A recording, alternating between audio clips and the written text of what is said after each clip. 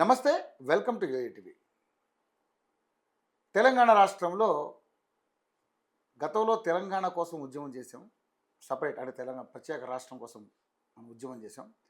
ఇప్పుడు కొత్త ఉద్యమం తెలంగాణ రాష్ట్రంలో మొదలైంది. అదే గో బ్యాక్ మార్వాడి. అసలు గో బ్యాక్ మార్వాడి అనే కాన్సెప్ట్ ఎందుకు వచ్చింది? సరే, ఏదో షాపింగ్ దగ్గర ఒక దళిత సోదరుడిని మార్వాడి వాళ్ళు చేసుకోవడం చిన్న గొడవ జరిగింది. దాంతో మాత్రానే అది ఎందుకు జరిగింది ఏందనే దాని మీద ఎంక్వైరీ చేయకుండా go back Marwari, go back Rajasthani అనడం వెనక ఏంటి కుట్ర, ఎందుకు అనాల్సి వస్తుంది, అంత అవసరం ఏముంది అనేది చాలా రకాలుగా చాలామంది మాట్లాడుతూ ఉన్నారు. అసలు గో బ్యాక్ మార్వాడి అనే అంత అవసరం ఎందుకు వచ్చింది అనేది ఇప్పుడు ప్రధానమైనటువంటి చర్చ. ఇలా ప్రతి ఒక్కళ్ళు గో బ్యాక్ అంటూ పోతే ఈ రాష్ట్రంలో మరి మనకి బిజినెస్ చేసేవాళ్ళు, అదేవిధంగా పెద్ద పెద్ద వ్యాపారాలు చేసేవాళ్ళతో చాలా ఇబ్బందులు ఉంటాయి. అసలు ఈ మన భారతదేశం అనేదే ఒక కుటుంబం లాంటిది. అందులో ఎవరు ఎక్కడన్నా బతకొచ్చు అనేటువంటి రాజ్యాంగంలో మనం రాసుకున్నాం. కాబట్టి ఇలాంటి మాటలు మాట్లాడి కొంతమంది స్వప్రయోజనాల కోసం తనకు తాను ఎదగడం కోసం అనేక రకాల ప్రయత్నాలు చేస్తున్నారంటూ కూడా చాలా రకాలుగా చాలామంది మాట్లాడుతూ ఉన్నారు. ఇప్పుడు మనతో పాటు స్టూడియోలో సీనియర్ జర్నలిస్ట్ ప్రియా చౌదరి గారు ఉన్నారు.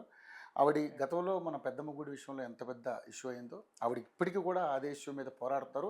ఆ పోరాటం కంటిన్యూ చేస్తాం, గుడి అమ్మవారిని అక్కడ నిలబెట్టేదాకా కూడా ఊరుకోమంటూ కూడా మంచి గట్టి పట్టు మీద ఉన్నారు. ఆవిడే కదా చాలామంది ఉన్నారు. ఆవిడ మంచి మోటివేటర్ అందరికీ కూడా. అదేవిధంగా గో బ్యాక్ మార్వాడి అనే అంశం మీద కూడా ఆవిడ తన గళాన్ని విప్పుతూ ఉన్నారు. ఇది చాలా దారుణం, ఇలాంటి అంశాలు ఎవరి దగ్గర కూడా ప్రస్తావించకూడదు, రాకూడదు అసలు లాంటిది. కానీ తీసుకొస్తున్నారంటే దీని వెనక ఏం కుట్ర అనేది కూడా ఆవిడ చాలా గట్టిగానే అందరికీ కౌంటర్ ఇస్తూ ఉన్నారు. మనతో పాటు ఉన్నారు కాబట్టి అసలు ఆవిడ అభిప్రాయం ఏంటి, నిజంగా గో బ్యాక్ మార్వాడి వెనక ఏమైనా కుట్ర దాగా ఉందా అనే అంశాలని ఆవిడ మాటలు తెలుసుకునే ప్రయత్నం చేద్దాం. మేడం నమస్తే. నమస్తే మేడం, మీరు మామూలుగా సామాజిక సమీకరణ అదే ఏ అయితే అంశాలు ఉన్నాయో ప్రతి అంశాల మీద మీరు చాలా అద్భుతంగా మీకు తోచింది అంటే 10 మందికి ఉపయోగపడేది రైట్ అనిపిస్తే డెఫినెట్లీ మీరు మాట్లాడతారు. అందులో ఫస్ట్ ఉంటారు. మీరు ఎవరు ఇన్నాను అనుకోనండి, బట్ మీ రైట్లో మీ వేలో మీరు వెళ్ళిపోతారు. సో గో బ్యాక్ మార్వాడి అంటే ఇది మీరైతే ఇది అసలు ఎవడి మొదలుపెట్టిన మామూలుగా ఉండకూడదని ఫిక్స్ అయిపోయారు మీరు. అసలు ఇది ఎందుకు వచ్చింది అనేది కదా ఇక్కడ కాన్సెప్ట్. సరే, గొడవలు జరుగుతుంటే కామన్ అండి.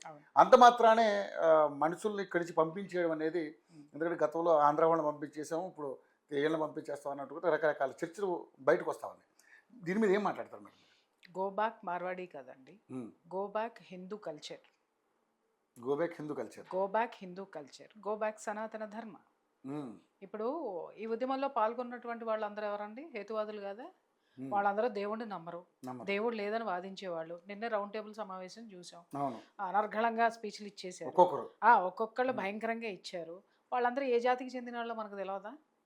సో ఆ ఫిగర్లు ఆ మనుషుల్ని అక్కడ చూడగానే, ఆ వ్యక్తుల్ని చూడగానే మనకు అర్థమవుతుంది ఇది ఎక్కడ పురుడు పోసుకుంది, ఇది ఎక్కడి నుంచి ఎవరు ప్రోత్సహిస్తున్నారు, ఇది ఎలాంటి పాత్ర తీసుకోవాలి, టర్న్ తీసుకునేటటువంటి సిచ్యుయేషన్స్లో నిజంగా ఇవాళ ప్రతి ఒక్క హిందువు మేల్కొన్నాడు. కాబట్టి మొగ్గలోనే దాన్ని తొక్కి అవతల పారేశారు. సో దీని వెనక ఏముంది అనంటే, నో డౌట్ సనాతన ధర్మాన్ని తొక్కి అవతల పారేయాలి. సో వీళ్ళు ప్రతి ఒక్క ఈ గోతికాడ నక్కల్లాగా కూర్చొని చూసేటటువంటి జాతి అన్నమాట. ఒక జాతి ఉంటుంది. ఎప్పుడు హిందూ ధర్మం మీద ఎగబడిపోదామా, హిందూ ధర్మాన్ని ఎన్ని విధాలుగా నాశనం చేద్దామా. నిన్నగాక మొన్న ధర్మస్థలంలో అబ్బో ఏమన్నా ఆడినారా ఆట. ఒక్కొక్కడు మాట్లాడాడు, తాండవ్ హోగా, శివ్ తాండవ్ హోగా, ఇస్మే స్కెలెటన్ ఆయతో ఓ మిలాయతో తొక్క తోటకూర అనుకుంటా. శివుడు ఆడినాడు తాండవం. ఇప్పుడు అందరి నోళ్ళు ప్లాస్టర్లు వేసుకుని మూసుకొని కూర్చోలేదా? శివ తాండవం ఈ కర్మభూమిలో ప్రతి నిత్యం ఆడుతుంది. కాబట్టి వేల సంవత్సరాలుగా హిందువు మీద దాడులు జరిగినా, ఏ జాతి వాడొచ్చినా ఎన్ని విధాలుగా సంపదని తీసుకెళ్ళాడు, కానీ హిందూ ధర్మాన్ని నాశనం చేయలేకపోయాడు, దాన్ని తీసుకెళ్ళలేకపోయాడు. ఇంకా ప్రపంచంలో చెప్పాలంటే ఈ సనాతన ధర్మాన్ని మొత్తం అక్కడ ఉన్నటువంటి ఆ క్రిస్టియానిటీలు ఏవైతే ఉన్నాయో, ఏవైతే ఇతర మతస్థుల యొక్క ఇది ఉందో అక్కడ హిందూ ధర్మాన్ని అక్కడ ఎస్టాబ్లిష్ అవుతుంది. అక్కడ వాళ్ళు కృష్ణుడిని పూజిస్తున్నారు, రాముడు విగ్రహాలు పెడుతున్నారు. నిన్నగాక మొన్న యూరోప్లో మనం చూసాము. ఇలాంటివన్నీ మన హిందూ ధర్మం ప్రపంచంలో పరిఢవిల్లుతుంది. కాబట్టి ఇలాంటి చిచ్చోరిగాళ్ళకి భయపడేటటువంటి తత్వము లేదు, భయపడాల్సినటువంటి అవసరం అంతకంటే లేదు. భయపెడుతున్నామనే ఈ కాగితప్పులను చూసి భయపడేదే లేదు. కానీ ఇక్కడ మరి గో బ్యాక్ మార్వాడి అంటే ఇలా వచ్చిన వాళ్ళందరినీ వెళ్ళిపోవాలనే కాన్సెప్ట్ అసలు ఏ ప్రయోజనాల కోసం వీళ్ళకి ఏమీ లేదు సార్. డబ్బున్న వాళ్ళని చూస్తే మన జాతికి కడుపుమంట కదా. మనం నిన్న చూసినాం కదా, ఒక టేబుల్ సమావేశంలో ఉన్న వాళ్ళందరూ కూడా that ism is against, total against to capitalism. Okay, communism always against to capitalism. పెట్టుబడిదారుడు అంటే ఎలపరం వచ్చేస్తుంది, చిరాకు వచ్చేస్తుంది. విషయం ఏంటంటే, ఈ ప్రియా సోదరు నువ్వు ఇట్ట మాట్లాడుతున్నావంటే మా తాత కూడా కమ్యూనిస్ట్ లీడరే, కానీ మా తాత గొప్ప కమ్యూనిస్ట్ లీడర్, అన్ని జాతుల్ని ఆదరించాడు, కానీ సనాతన ధర్మాన్ని కూడా పాటించాడు. ఆయన శ్రీరామనవములు చేసేవాడు, 9 రోజులు పందిళ్ళేసి ఎన్ని కళలు, ఒగ్గు కథలని, ఒకరోజు దాన్ని ఏమంటారు హరికథలని, బుర్ర కథలని, తోలుబొమ్మలాట అని ఎక్కడెక్కడ కళాకారులను తీసుకొచ్చి ఆడిచ్చేవాడు ఆయన. అంత పెద్ద కృష్ణలంకలో ఏంటి ఎంత పెద్ద ఇది చేశారు. ఇప్పటికి కూడా ఆయన చచ్చిపోయి ఇప్పటికి 50 ఏళ్ళు అయినా కూడా ఆ తరం వాళ్ళు ఇంకా ఉన్నారు అని అంటే మా తాతగారిని ఖచ్చితంగా తలుచుకుంటారు అక్కడ ఉన్నటువంటి వాళ్ళు. అంత గొప్ప కమ్యూనిస్ట్ ఆయన. అంటే కమ్యూనిటీస్ని, ఆల్ కమ్యూనిటీస్ని గౌరవించినటువంటి తత్వం ఉన్నది. నేను అక్కడి నుంచి ఆ భావజాలం నుంచే వచ్చాను కాబట్టే ఎక్కడ అన్యాయం జరిగినా, ఎక్కడ ఎదవతనం జరిగినా నా లోపల రక్తం ఉడుకుతుంది, నేను ఆగను. ఎదుటివాడు ఏం మాట్లాడతాడు అనేది కాదు, నేను ఎంత కరెక్ట్గా మాట్లాడాను అనేది నా తాత నాకు నేర్పాడు. ఎస్, కాబట్టి ఈ భావజాలం ఉన్నటువంటి జాతుల్ని మనం అక్కడ చూసిన తర్వాత ఇలాగ ఎలపరం ఏంటి, డబ్బున్న వాళ్ళని చూస్తే ఎలపరం. కాబట్టి ఆ డబ్బున్నోళ్ళు ఎవరు ఫస్ట్ కమ్మోళ్ళని టార్గెట్ చేసినారు. కమ్మోళ్ళు కేవలం కమ్మ కులాన్ని టార్గెట్ చేసి పంపించేశారు ఇక్కడి నుంచి, వెళ్ళిపోయినారు. ఆ తర్వాత ఏం పెట్టినారు, నిధులు, నీళ్లు, నియామకాలు. దానికి నేను కూడా ఓటేస్తానండి. ఎందుకు అనంటే ఎవరిని దోచుకోవద్దు. అది ఆంధ్ర వాడైనా సరే, నా ఇంట్లో వాడైనా సరే నేను ఒప్పుకోను. అంతే. ఎవరి ధర్మం ప్రకారం నువ్వు ఉండు, ధైర్యంగా ఉంటావు. నువ్వు ఎప్పుడైనా ఎక్కడైనా తలెత్తుకుని తిరుగుతావు. నేననే ఒక రూపాయి కోల్పో, కానీ స్వరూపాన్ని కోల్పోవద్దు. దీన్ని మా తల్లిదండ్రులు నాకు నేర్పారు. నా తాత నుంచి నేను నేర్చుకున్నా, నా తాత ముత్తాతల నుంచి నేను నేర్చుకున్నా. అయితే ఇక్కడ ఏమవుతుంది అనంటే, ఈ వెర్షన్ ఎప్పుడైతే ఈ పాత్రను మనం తీసుకున్నామో, డబ్బున్నాళ్ళంటే అలపరం పడదు మనకి. అక్కడ ఒక కమ్యూనిటీని టార్గెట్ చేశారు. ఎందుకు? ఆ కమ్యూనిటీ ఇక్కడ డామినేటింగ్ ఉంది, ఇక్కడ ఆటలు సాగవు. అలాగే దోపిడీని ఖచ్చితంగా మనం ఎదిరించాల్సిందే. నేను చెప్పాను ఇందాక, నా ఇంట్లో వాడైనా సరే పంపించేశాం. మన నిధులు, మన నీళ్లు, మన నియామకాలు మనం తెచ్చుకున్నాం. ఆ తర్వాత చాలా మాట్లాడాం మనం వాళ్ళ గురించి, చాలా అంటే చాలా మాట్లాడాం. మాకెందుకులే అని చెప్పేసి అని వెళ్ళిపోయినారు. అయిపోయింది. ఇవాళ అది అయిపోయింది. ఆ పాత్రను అడ్డం పెట్టుకొని ఒక పెద్ద మనిషి ముఖ్యమంత్రి అయిపోయాడు. దళితుడిని ముఖ్యమంత్రిని చేస్తానని చెప్పి మాట ఇచ్చి, అబద్ధాలు చెప్పి, అన్నీ చేసి కమ్మోళ్ళని ఎల్లగొట్టి, కమ్మోళ్లే ఆంధ్ర కాదు ఇక్కడ, నేను మళ్ళీ స్పష్టంగా చెప్తున్నాను, వాళ్ళని ఎల్లగొట్టి, మరి వాళ్ళే కదండి 200% అండి, 200%.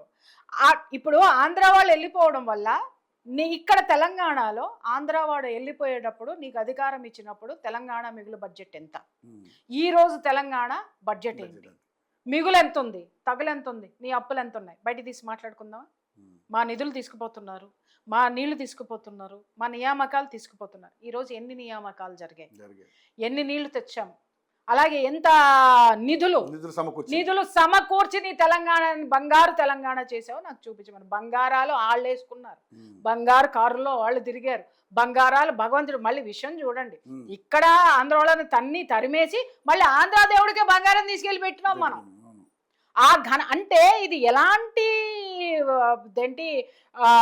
దాన్ని ఏమంటారు, ద్వంద్వ వైఖరి ఎవరి మీద నీకు? మరి అదే బంగారం అదే ఇది తెలంగాణలో యాదగిరి గుట్టకి ఎందుకు ఇలా, వెంకటేశ్వర స్వామికి ఎందుకు ఇచ్చావు అంటే దాని వెనక ఉన్నటువంటి నీ కుట్ర ఏంటి? తెలంగాణ ఇక్కడ లేదు, వాదం మాత్రమే ఉంది. రెచ్చగొట్టావు, నీ పబ్బం గడుపుకున్నావు, అది అయిపోయింది కదా. ఇప్పుడు మళ్ళీ అధికారం కావాలి. ఇప్పుడు ఉనికిని కోల్పోయింది ఆ పార్టీ. ఉనికిని కోల్పోయినటువంటిది మళ్ళీ ఉనికిలోకి రావాలి అని అంటే ఏ వాదంతో గెలిచింది? ప్రాంతీయవాదంతో గెలిచింది. మళ్ళీ అదే ప్రాంతీయవాదాన్ని తీసుకొస్తున్నారు. ప్రాంతీయవాదంలో కూడా ఒక కమ్యూనిటీనే వాళ్ళు టార్గెట్ చేశారు. అండర్స్టాండ్? ఆ తర్వాత హిందుగాళ్ళు బొందుగాళ్ళు అని చెప్పేసి అని మాట్లాడిన తర్వాత బొందలో పెట్టినారు జనం. ఇప్పుడు ఆ బొందను బయటికి తీసుకుని ప్రాణం పోసుకోవాలి అని అంటే మళ్ళీ ఈ ప్రాంతీయవాదాన్నే తెర మీదకి తీసుకొని రావాలి. కాబట్టి ఏదో ఒక అలజడి ఇక్కడ అన్రెస్ట్ క్రియేట్ చేయాలి, సోషల్ అన్రెస్ట్ క్రియేట్ చేయాలి, పొలిటికల్ మైలేజ్ తెచ్చుకోవాలి. సో దీంతో ఇది సుదీర్ఘంగా నడుస్తున్నటువంటి ఈ నికృష్టమైనటువంటి ఒక ఇజం ఏదైతే ఉందో ఆ ఇజాన్ని పట్టుకొని వాళ్ళని పట్టుకొని నడుపుతున్నటువంటి దందాకి తెరలేపినటువంటి సంఘటన. సో క్లియర్ కట్ గా దీని వెనకాల పొలిటికల్ బ్యాక్గ్రౌండ్ ఉందంటారు పక్క. 200%. ఏ ఉద్యమం అయినా సరే, ప్రజా ఉద్యమము ప్రజల్లో నుంచి పుట్టుకొచ్చిన ఉధృతి వేరండి, ఎవ్వరూ మాట్లాడరు. ఆ రోజు తెలంగాణ ఆంధ్ర గోబ్యాక్ అన్నది వాస్తవంగా చెప్తున్నాను, తెలంగాణ ప్రజల్లో కూడా ఉంది. కాబట్టి ఎందుకు అనంటే నిజంగానే మేము కోల్పోతున్నాము అనేటటువంటి ఆ అభద్రతా భావం వాళ్ళలో ఉంది, ఆ నిరాదరణకి వాళ్ళు గురయ్యామన్న ఫీలింగ్ జనంలో ఉంది. కాబట్టి ఆ ఉద్యమం ద్వారా నాయకుడు బాగుపడ్డాడు, ఆ ఉద్యమం ప్రజలు సక్సెస్ చేశారు. బట్ ఇక్కడ నాయకుడు సక్సెస్ అవడానికి పుట్టుకొచ్చాడు, అప్పుడు అస్తిత్వం కోసం పోరాటం ఖచ్చితంగా. ఇప్పుడు ఏంటి ఇప్పుడు ఎవడ అస్తిత్వము?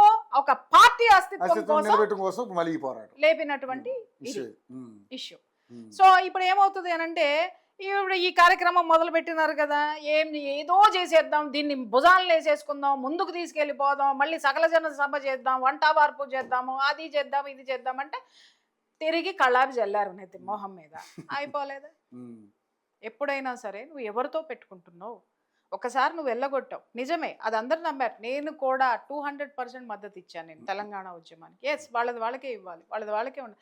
ఎందుకు తిట్టించుకుంటారు? ఇక్కడే సస్తున్నారు. మీకు బతుకు తెరవచ్చు, మీకు బతకడం వచ్చు, ఇక్కడ ఎందుకు సస్తున్నారు? ఎడారిని ఇచ్చినా కూడా మీరు అక్కడ బంగారం పుట్టించగలరు, చావండి అని చెప్పేసి నేను తిట్టిన క్షణాలు కూడా బోల్డ్ ఉన్నాయి మా మోకనే. అంటే అప్పుడు అది ఉమ్మడి ఆంధ్రప్రదేశ్ కాబట్టి ఇక్కడికి వచ్చారండి. అప్పుడు ఒక్క మాట నేను చెప్తున్నాను సార్. సరే, కొంతమంది ఇద్దరో ముగ్గురో లగడపాటో జగడపాటో ఆ పాటో ఈ పాటో మీకు చేసినారేమో గాని చాలా వరకు కూడా ఆంధ్రాలో ఉన్నటువంటి వాళ్ళందరూ కూడా అక్కడ ఉన్నటువంటి ఆస్తులు అమ్మి హైదరాబాద్ అభివృద్ధి చేశారండి. ఇక్కడికి వచ్చి స్థలాలు కొనుక్కున్నారు, ఇక్కడికి వచ్చి ల్యాండ్ రేట్లు పెంచి అక్కడ వాళ్ళు లేకుండా చేసుకున్నారు. ఇప్పుడు మరి ఆ బాధితుల్ని ఏమనాలి? వాళ్ళ మీద ఎవరు జాలి చూపించాడు? గోబ్యాక్ అని మీరు అన్నారు, కానీ అక్కడికి వెళ్ళి ఏం చెయ్యాలి? అక్కడ తరతరాల నుంచి ఉన్నటువంటి పొలాలు అమ్ముకున్నారు, ఇళ్ళు అమ్ముకున్నారు, అవన్నీ అమ్ముకొని ఇక్కడ వ్యాపారాలు పెట్టారు, లేకపోతే ఇన్స్టిట్యూషన్స్ పెట్టారు, ఏదో ఒక బ్రతుకు తెరువు ఇక్కడ పెట్టిన తర్వాత నువ్వు వెళ్ళిపోమ్మన్నావే, మరి వాడేమవ్వాలండి? మరి ఏ అస్తిత్వం కోసం పోరాడినావు నువ్వు? ఆ అస్తిత్వానికి గౌరవం ఇచ్చి వాడు నిలువ నీడలేకపోయినా మళ్ళీ గోబ్యాక్ అయ్యాడు కదా. అయిన తర్వాత ఇక్కడ నువ్వు ఎంతమందికి నిలువ నీడనిచ్చావు? ఆ రోజు మాట్లాడిన మాట ఏంటండి, హైదరాబాద్ లో గజం స్థలం 1,00,000 రూపాయలు.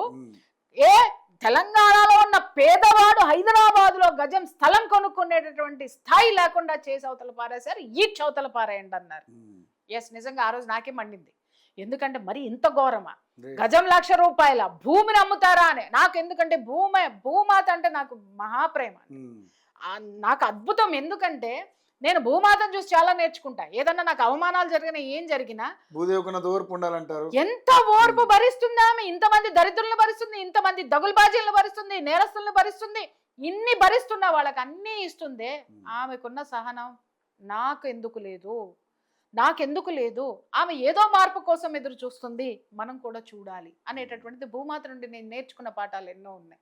అలా భూమికి గజానికి 1,00,000 రూపాయలు అని చెప్పేసి అని అంటగడితే నాకే కోపం వచ్చి నేనే మాట్లాడిన క్షణాలు ఉన్నాయి. ఒకటి, చివరికి నిలువ నీడ లేనటువంటి వాళ్ళు వెనక్కి వెళ్ళిపోయినారండి. కనీసము వాళ్ళ పరిస్థితి ఏంటనేది మనం ఆలోచించామా? అయిపోయిన తర్వాత ఈ రోజు ఈ విషయానికి వస్తున్నాను. ఇవాళ తెలంగాణలో ఏ మారుమూల ప్రాంతంలో, గ్రామీణ ప్రాంతంలో చూసుకున్న గజం ఎంతుందండి? ఎంతుంది సార్? 25,000 నుంచి 1,00,000 రూపాయలు కేవలం ఊర్లలో ఉంది. ఇంకా హైదరాబాద్ ఇప్పుడు ఎవరిని తరిమేద్దాం సార్? మరి ఆ ఊర్లో ఉన్న పేదవాడు కొనుక్కోవద్దా? వద్దా? అక్కడ ఆ కూడా ఊర్లో ఉన్నటువంటి వాళ్ళకి ఇల్లులు వద్దా? మరి హైదరాబాద్ లో వద్దా అని క్వశ్చన్ చేశారు మీరు. ఉమ్, మరి ఇవాళ తెలంగాణలో ఎందుకంటే ఈ భూమికి సంబంధించిన దానికి ఇప్పుడు మార్వాడి దానికి కూడా కనెక్షన్ చెప్తా నేను. ఉమ్, ఇక్కడ రేట్లు విపరీతంగా పెరిగిపోయినాయి. మరి ఇప్పుడు ఎవరిని వెళ్ళగొడదాం? ఈ పెంచింది ఎవరు? ఈ పేదవాడిని, తెలంగాణలో ఉన్న పేదవాడిని తెలంగాణ భూమికే దూరం చేసింది ఎవరు? ఇవన్నీ మనం మాట్లాడాం. ఎందుకంటే ఆ ఉద్యమం అయిపోయింది, అది అక్కడతో పులి స్టాప్ పెట్టేశాం, మింగి నీళ్లు తాగేశాం, టాటా బై బై. ఇప్పుడు కొత్త దానికి తీయాలి అంటే ఇక్కడున్న పేదవాడి గురించి మనం మాట్లాడాం సార్. కొత్తగా వచ్చిన ధనవంతుడు కొత్తగా వచ్చిన ఆలోచనలు పుట్టించి ఇక్కడున్న ధనవంతుడినే జరుగుతాం మనం. ధనవంతుడిని తరుముతాం. సరే, నీకు అడ్డొచ్చినాన్ని, నిన్ను మోసం చేసినాన్ని ఖచ్చితంగా మనం తరిమేయాల్సిందే. కానీ నీకు ఏ విధమైనటువంటి ఇది రాకుండా నీ సొంత లాభాల కోసం ఈ విధంగా ప్రతి ఒక్కళ్ళని కూడా ప్రాంతీయేతరులని చెప్పి స్వాభిమానం అని రెచ్చగొట్టి ప్రతి ఒక్కళ్ళని నువ్వు ఈ గ్రామం నుంచి, ఈ ఊరు నుంచి, ఈ రాష్ట్రం నుంచి తరిమేస్తే ఎవడు బతకాలా? నీ గవర్నమెంట్ ఎన్ని ఉద్యోగాలు ఇస్తుంది? ఎవరు పని కల్పించాలి? ఎవరు సంపదను సృష్టించాలి? ఈ రాష్ట్రము నువ్వు అడిగినటువంటి ఈ పేదవాడికి ప్రభుత్వం ప్రామిస్ చేసినటువంటి పథకాలని ఏ సొమ్ముతో ఇవ్వాలి? ఒక్క ధనవంతుడు ఉండొద్దు, ఒక్క పెట్టుబడిదారులు ఉండొద్దు, పేదవాడు ఉచిత పథకాలు అనేటటువంటిది ఈ రోజు పేదవాడు బ్రతకాలని మనం కొట్లాడుకునే ఆ పేదవాడికి డబ్బు ఇచ్చేవాడు ఎవడండి? మాట్లాడదామా కూర్చుని? వాదం ఏం మాట్లాడుతున్నారు? అరే మా చేతి వృత్తులు మాకు కాకుండా పోతున్నాయని కొత్త నినాదం. మొదటి రోజు ఏం మాట్లాడారండి? దళితుణ్ణి కొట్టారు, మా దళిత బిడ్డను కొడతారా అని టప్ప వచ్చినాయి. అక్కడ విషయం ఏం జరిగింది? అందరూ మీద పడ్డారు. ఎస్, తప్పు జరిగినప్పుడు ఖచ్చితంగా ఖండిస్తాం. ఆ దళిత బిడ్డ ఏంటంటే ఒక ప్రాణం, అది ఎవరిదైనా ప్రాణం. ఖచ్చితంగా మనము ఆ వ్యక్తికి ఎవరైతే బాధితుడు ఉన్నాడో మనం అండగా నిలబడాలి. తప్పు చేసినాడు దవడ పగల కొట్టాల్సిందే. ఆ మార్వాడి అయినా, రెడ్ అయినా, రాజు అయినా, కమ్ అయినా, ఇంకొకళ్ళైనా సరే అది తప్పుని తప్పుగా ఖండించాలి. అది తీసుకొని ఇక్కడ ఒక లాజిక్ నాకు నిజంగా నవ్వొచ్చిన విషయం ఏంటంటే, రవి గారు తక్కువ కమ్ జాతి వాళ్ళే అని చెప్పి నన్ను తిట్టాడు అని అన్నాడు. నేను ఇక్కడ ఒక ప్రశ్న అడుగుతున్నా. అంటే ఇప్పుడు మళ్ళీ కొత్త స్టోరీలు అల్లేస్తారు. ఎందుకంటే ఈ జాతికి, ఈ ఇజానికి స్టోరీలు అల్లడంలో నంబర్ 1 కథా రచయితలు బోల్డ్ మంది ఉన్నారు ఈ నికృష్టమైనటువంటి ఇజంలో. అదే కదా నికృష్టులు వాళ్ళు. అయితే కమ్ జాతి వాళ్ళే అన్నాడు అని తిట్టాడండి, తక్కువ కులం అని చెప్పి తిట్టాడండి అని. ఏమండి, అక్కడ ఇతను కస్టమర్ ఆ షాప్కి వెళ్ళాడో, షాపు ముందు పెట్టుకున్నాడు, ఆ షాప్ లో కూడా వెళ్ళాడో లేదో తెలియదు మనకి. అసలు ఆ వివరాల జోలికి ఏ జర్నలిస్ట్ పోలా, ఏ యూట్యూబర్ పోలా. తెలంగాణ బాగో, సారీ మార్వాడి బాగో, మార్వాడి హటావో, మార్వాడి దొక్క. అసలు ఈ యాంకర్లు ఏమన్నా ఉందా? కొంచెమన్నా జ్ఞానం ఉందా? అరే అసలు అతను ఎవరు? ఆ షాపులోకి వెళ్ళాడా, పక్క షాపులోకి వెళ్ళాడా, అక్కడ ఏం జరిగిందని కెమెరా పెట్టాడు ఒకరిని అడగనే. ఓకే, అసలు అతను రెండు విషయాలు మాట్లాడుకుందాం. ఇతని షాప్కే వెళ్ళాడు అనుకుందామండి. ఇతని షాప్కి వెళ్ళి ఒక వస్తువు కొన్నాడండి. షాప్ ఎదురుకుండా కారు పెట్టాడండి. ఆయన తీయమన్నాడండి. తీయమంటే లోపల ఫ్యామిలీ ఉందని ఇతను కూడా తీయకుండా, ఎందుకంటే తీయాలంటే ఆ ఇరుకు రోడ్లో కష్టం, కొంచెం జిద్దు ఇతను పోయాడండి. పోగానే బయటకు వచ్చి తిట్టాడండి. తిట్టిన తర్వాత 2 కొట్టారండి. అక్కడ గొడవ జరిగిందండి. అవునా? ఏది? అతని షాప్లోకి వెళ్ళి వస్తువు కొంటే అంతవరకే కదా రిలేషను. అంతకుమించి జాన్ జగరీలు కాదుగా, ఇంటి పక్కన ఇల్లు కాదుగా. ఆ తర్వాత దోస్తులు ఫేస్బుక్ లోనో లేకపోతే వాట్సాప్ లోనో దోస్తులు కాదుగా, ఇన్స్టాలో, సోషల్ మీడియాలో. అతను ప్రోడక్ట్ కొనుక్కుంటానికి వెళ్ళినటువంటి వినియోగదారుడు ఇతను. ఎవరైతే బాధితుడు ఉన్నాడో ఆ వ్యక్తి వెళ్ళినప్పుడు, సార్ నేను తక్కువ జాతి వాడిని, నాకు మీ షాపులో ఈ వస్తువు ఇవ్వండి అని అడిగాడా? మరి కమ్ జాతి వాళ్ళే అని ఎట్ట తిట్టాడండి? ఇతని క్యాస్ట్ అతనికి ఎలా తెలిసిందండి? ఇది అల్లిన స్టోరీ ఇది. ఎస్, రాబందులు శవాన్ని పీక్కు తినడానికి ఎదురు చూస్తున్నటువంటి రాబందులు వీళ్ళు. ఎప్పుడైతే వీళ్ళు ఒక స్కెచ్ వేసుకొని కూర్చున్నారు, ఎప్పుడైతే ఆ ఇష్యూ బయటకు వచ్చిందో అక్కడ ఆ బిడ్డ ఎవరైతే ఉన్నారో దళిత బిడ్డ అని బయటకు తీశారు. నేను బాధితుడు అంటాను ఎవరికైనా సరే. అది ప్రాణం అండి, మీరు అన్నట్టుగా. ఎవరున్నా ఇంకొకటి, ఆ మార్వాడి అహంకారంతో కొట్టడం అనేటటువంటిది 100% తప్పు. ఆ అహంకారాన్ని క్షమించే ప్రసక్తే లేదు. ఎవరినో కొట్టడానికి సరే నీ షాప్ ముందు తీయలేదు, ఎందుకంటే ఈ గొడవలు ఉంటాయి. ఎందుకంటే నేను బేగం బజార్ పోయానంటే ఆ కార్ అక్కడెక్కడో పెట్టుకొని నడుచుకుంటూ వెళ్లాల్సిందే, రాజైనా రెడ్ అయినా పోవాల్సిందే, నడుచుకుంటూ పోవాల్సిందే. అక్కడ కనీసం మనకి నడవడానికి కూడా ప్లేస్ ఉండదు. ఒకవేళ మనం మనుషులవే షాప్ ముందు నుంచోనీరు, అమ్మ పక్క తప్పుకో అంటారు. ఎందుకు? ఇంకొకళ్ళు రావడానికి. అంటే అంత ఇరుకు ప్రాంతాలు అవి, వాళ్ళ గోల వాళ్ళది, వాళ్ళ బాధ వాళ్ళది. కానీ ఇక్కడ అంత దూకుడుతనం అనేటటువంటిది కరెక్ట్ కాదు. సంయమనం ఉండాల్సిందే, వ్యాపారస్తుడికి పేషెన్స్ ఉండాల్సిందే. అక్కడ అన్నటువంటి దాన్ని అంది పట్టుకొని ఈ మాట అన్నాడు, మా దళిత బిడ్డను అంటావా అని ఒకడున్నాడు పీస్ఫుల్గాడు, వాడు లేచినాడు. ఈ కొత్తగా పట్టుకొచ్చిన ఐటమ్ అండి బాబు, ఇది ఐటమ్ పీస్ ఇది అని అరిచేశాడు. అంతకుముందు ఆ పేరు ఎవరికి తెలియదా? ఎవరికి ఆ పేరు అంతకు ముందు నుంచే స్కెచ్ వస్తుంది, మీరు గమనించారో లేదు? అంతకు ముందు నుంచే హిందూ ధర్మం అని చెప్పి బొట్టొకటి కొత్తగా పెట్టుకొని హిందూ ధర్మం మాట్లాడుతూ హిందూ ధర్మంలో పనిచేసే వాళ్ళని టార్గెట్ చేసేటటువంటి కొత్త స్కెచ్ ఇది. మీకు అర్థం కావట్లా? ఇది చాలా ఉంది సార్ చరిత్ర, దీని మీద ఒక స్టోరీ చేస్తాను, డెఫినెట్ గా చేస్తాను. హిందూ ధర్మంలో ఉన్నటువంటి వాళ్ళనే, హైందవ మతానికి సంబంధించినటువంటి పార్టీలో ఉన్న వాళ్ళనే నేను హిందువుని అని చెప్పి వాళ్ళనే తిడతా కూర్చుంటూ కొద్ది కాలం నుంచి హైలైట్ అవుతూ వస్తున్నాడు ఈ దిక్కుమాలిన మన కొంతమంది సోకాళ్ళు. మనకి వీడియోలు కావాలి కదా సార్, ఎవడే చెత్త మాట్లాడతామా? సమాజం మనకెందుకు సార్? నేను బాగుంటే చాలు, నాకు యూట్యూబర్లో డాలర్లు వస్తే చాలు. సమాజాన్ని పీక్కుదిన ఆరాబందులు కాదు, వీళ్ళు కూడా కొంతమంది ఉన్నారు. ఈ మధ్య మీటింగ్ కూడా పెట్టారంటే యూట్యూబర్స్ కి, ప్రియా చౌదరి అగైనెస్ట్ అని. ఎక్కడ మాట్లాడానో చెప్పండి. తప్పుడు ఇష్యూస్ ని సమాజానికి పరిచయం చేసే వాటిని నేను ఎప్పుడైనా ఖండించాను కానీ నేను ఎందుకు యూట్యూబర్ని ఖండిస్తాను? అలా అనుకుంటే ఇన్ని యూట్యూబర్స్, ఎంతమంది యూట్యూబర్స్కి నేను ఇంటర్వ్యూ ఇస్తానా? ఖచ్చితంగా ఇవ్వను నేను. అంటే ఆడలేక మధ్యలో ఓడన్నట్ట, వెనకటికి ఎవడం. ఇలాంటివన్నీ జరుగుతున్నాయి. సబ్జెక్ట్ నేర్చుకోండిరా నాయన, సబ్జెక్ట్తో ముందుకెళ్ళండి రా. సమాజాన్ని ఒక దిశ నిర్దేశం చేసేటటువంటి మీడియాని ఎప్పుడు చూసినా నేను ఈ విధంగా మాట్లాడతాను తప్పితే నేను అగైనిస్ట్గా నేను ఎప్పుడూ మాట్లాడలే. ఎవరినైనా గౌరవిస్తాను. నా దగ్గరికి ఇంటర్వ్యూలు చేసే వచ్చే పిల్లల్ని అడగండి, ఎప్పుడైనా నేను అహంకారం చూపించడం కానీ లేకపోతే ఇంకోటి కానీ ఎప్పుడైనా ప్రదర్శించానేమో వాళ్ళకి ఇంకా చెప్పి పంపిస్తా. ఈ ప్రశ్న ఇలా అడగండి అమ్మా, ఇలా నేర్చుకోండి, ఇలా. సరే అది పక్కన పెట్టండి, ఇది మళ్ళీ మాట్లాడుకుందాం. అక్కడ తక్కువ కులస్తుడని కొట్టేశాడని చెప్పి ఒక దుమారం లేపేశారు. అబ్బా, జాతి మొత్తానికి అగ్గి పొల్లేసి రగిలిచ్చారండి. ఇక్కడ మీరు చూడండి, ఈ దగుల్బాజీలు ఎవరైతే ఉన్నారో, అంటే సనాతన ధర్మానికి అగైనెస్ట్ గా పనిచేసే జాతి ఏదైతే ఉందో, ఒక ఇజము, ఆ ఇజము ముందు పెట్టేటటువంటిదే వీళ్ళని. ఎందుకు? వీళ్ళకి ఆవేశం ఎక్కువ. వీళ్ళలో ఒక గిల్ట్ని క్రియేట్ చేసి ఆ గిల్ట్ని ప్రతిసారి కూడా పుండు మీద కారం జల్లినట్టుగా ఇలాంటివి జల్లుతూ ఉంటారు. జల్లేసేసి వాళ్ళ మొత్తాన్ని కూడా టర్న్ చేసేసి, ఎందుకంటే వాయిస్లు కావాలి. మీరు చూడండి, నేను మాట్లాడేటటువంటి ప్రతి ఎపిసోడ్ కింద నేను యాజ్ అ ఫ్యామిలీ కౌన్సిలర్గా నేను మాట్లాడితే మొత్తం పాజిటివ్ వస్తాయి. నేను ఇప్పుడు సనాతన ధర్మ పాత తీసుకున్న తర్వాత లకారాలు వస్తున్నాయి. I don't care. నా ఫ్రెండ్స్ దండం పెడుతున్నారు నాకు.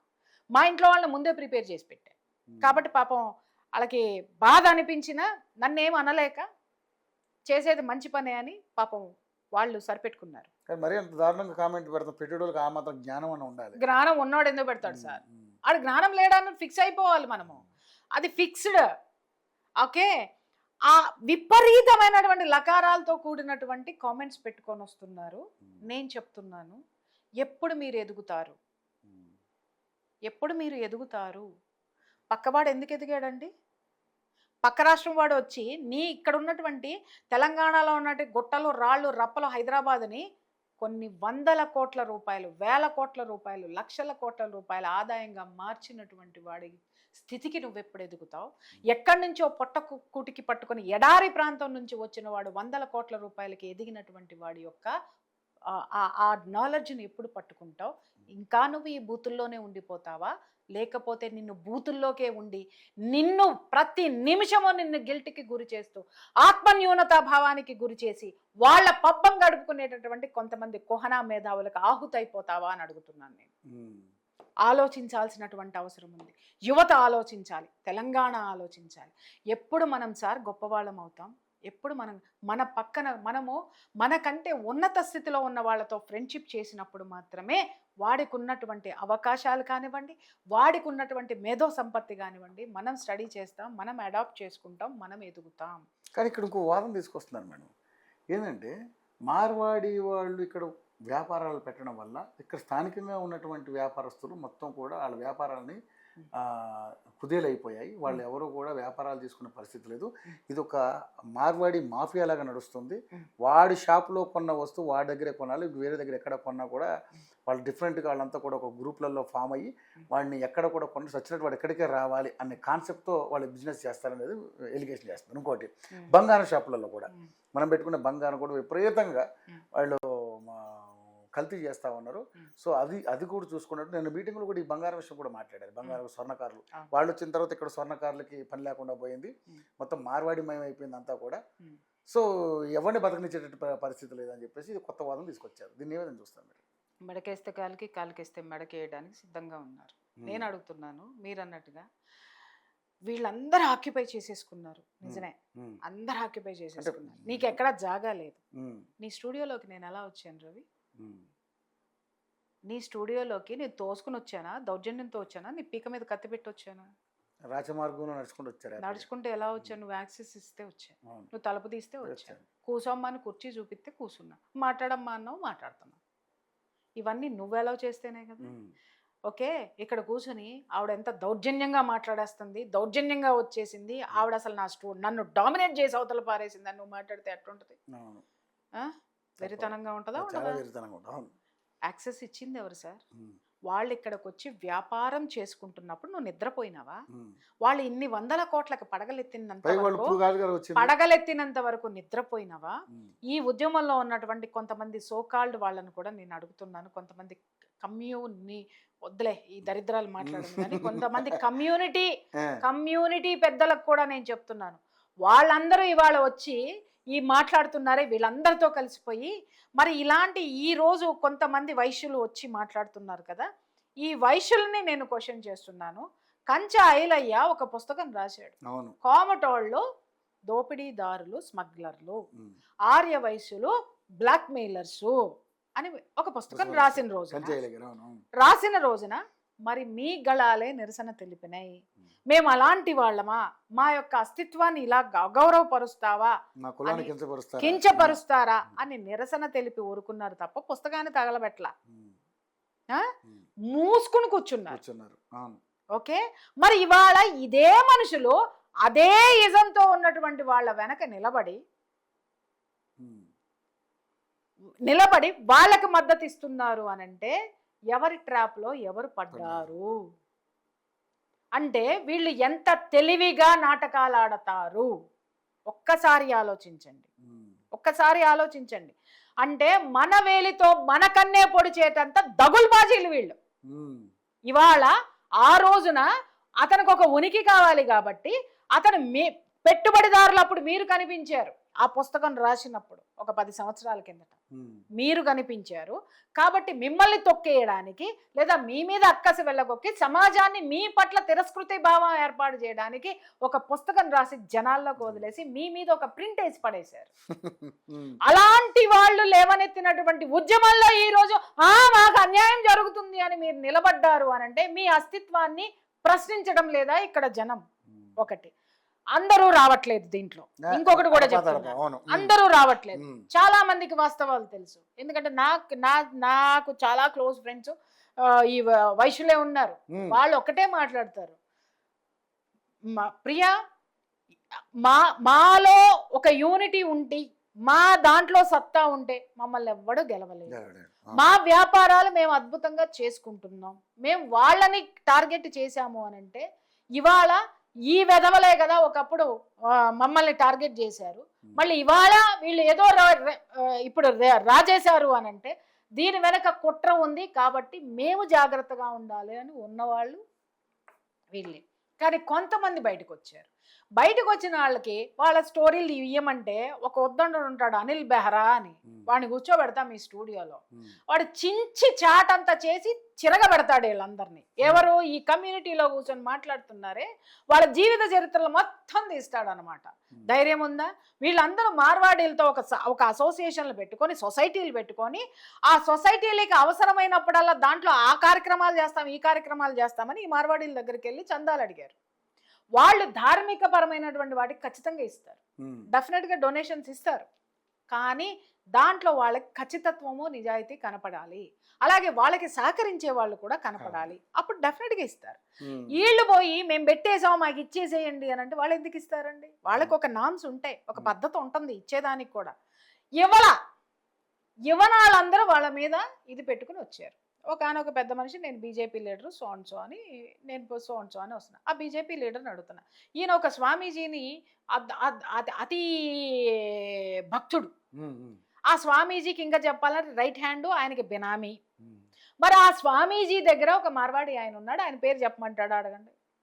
మరి ఆయన్ని పీకే అక్కడి నుంచి.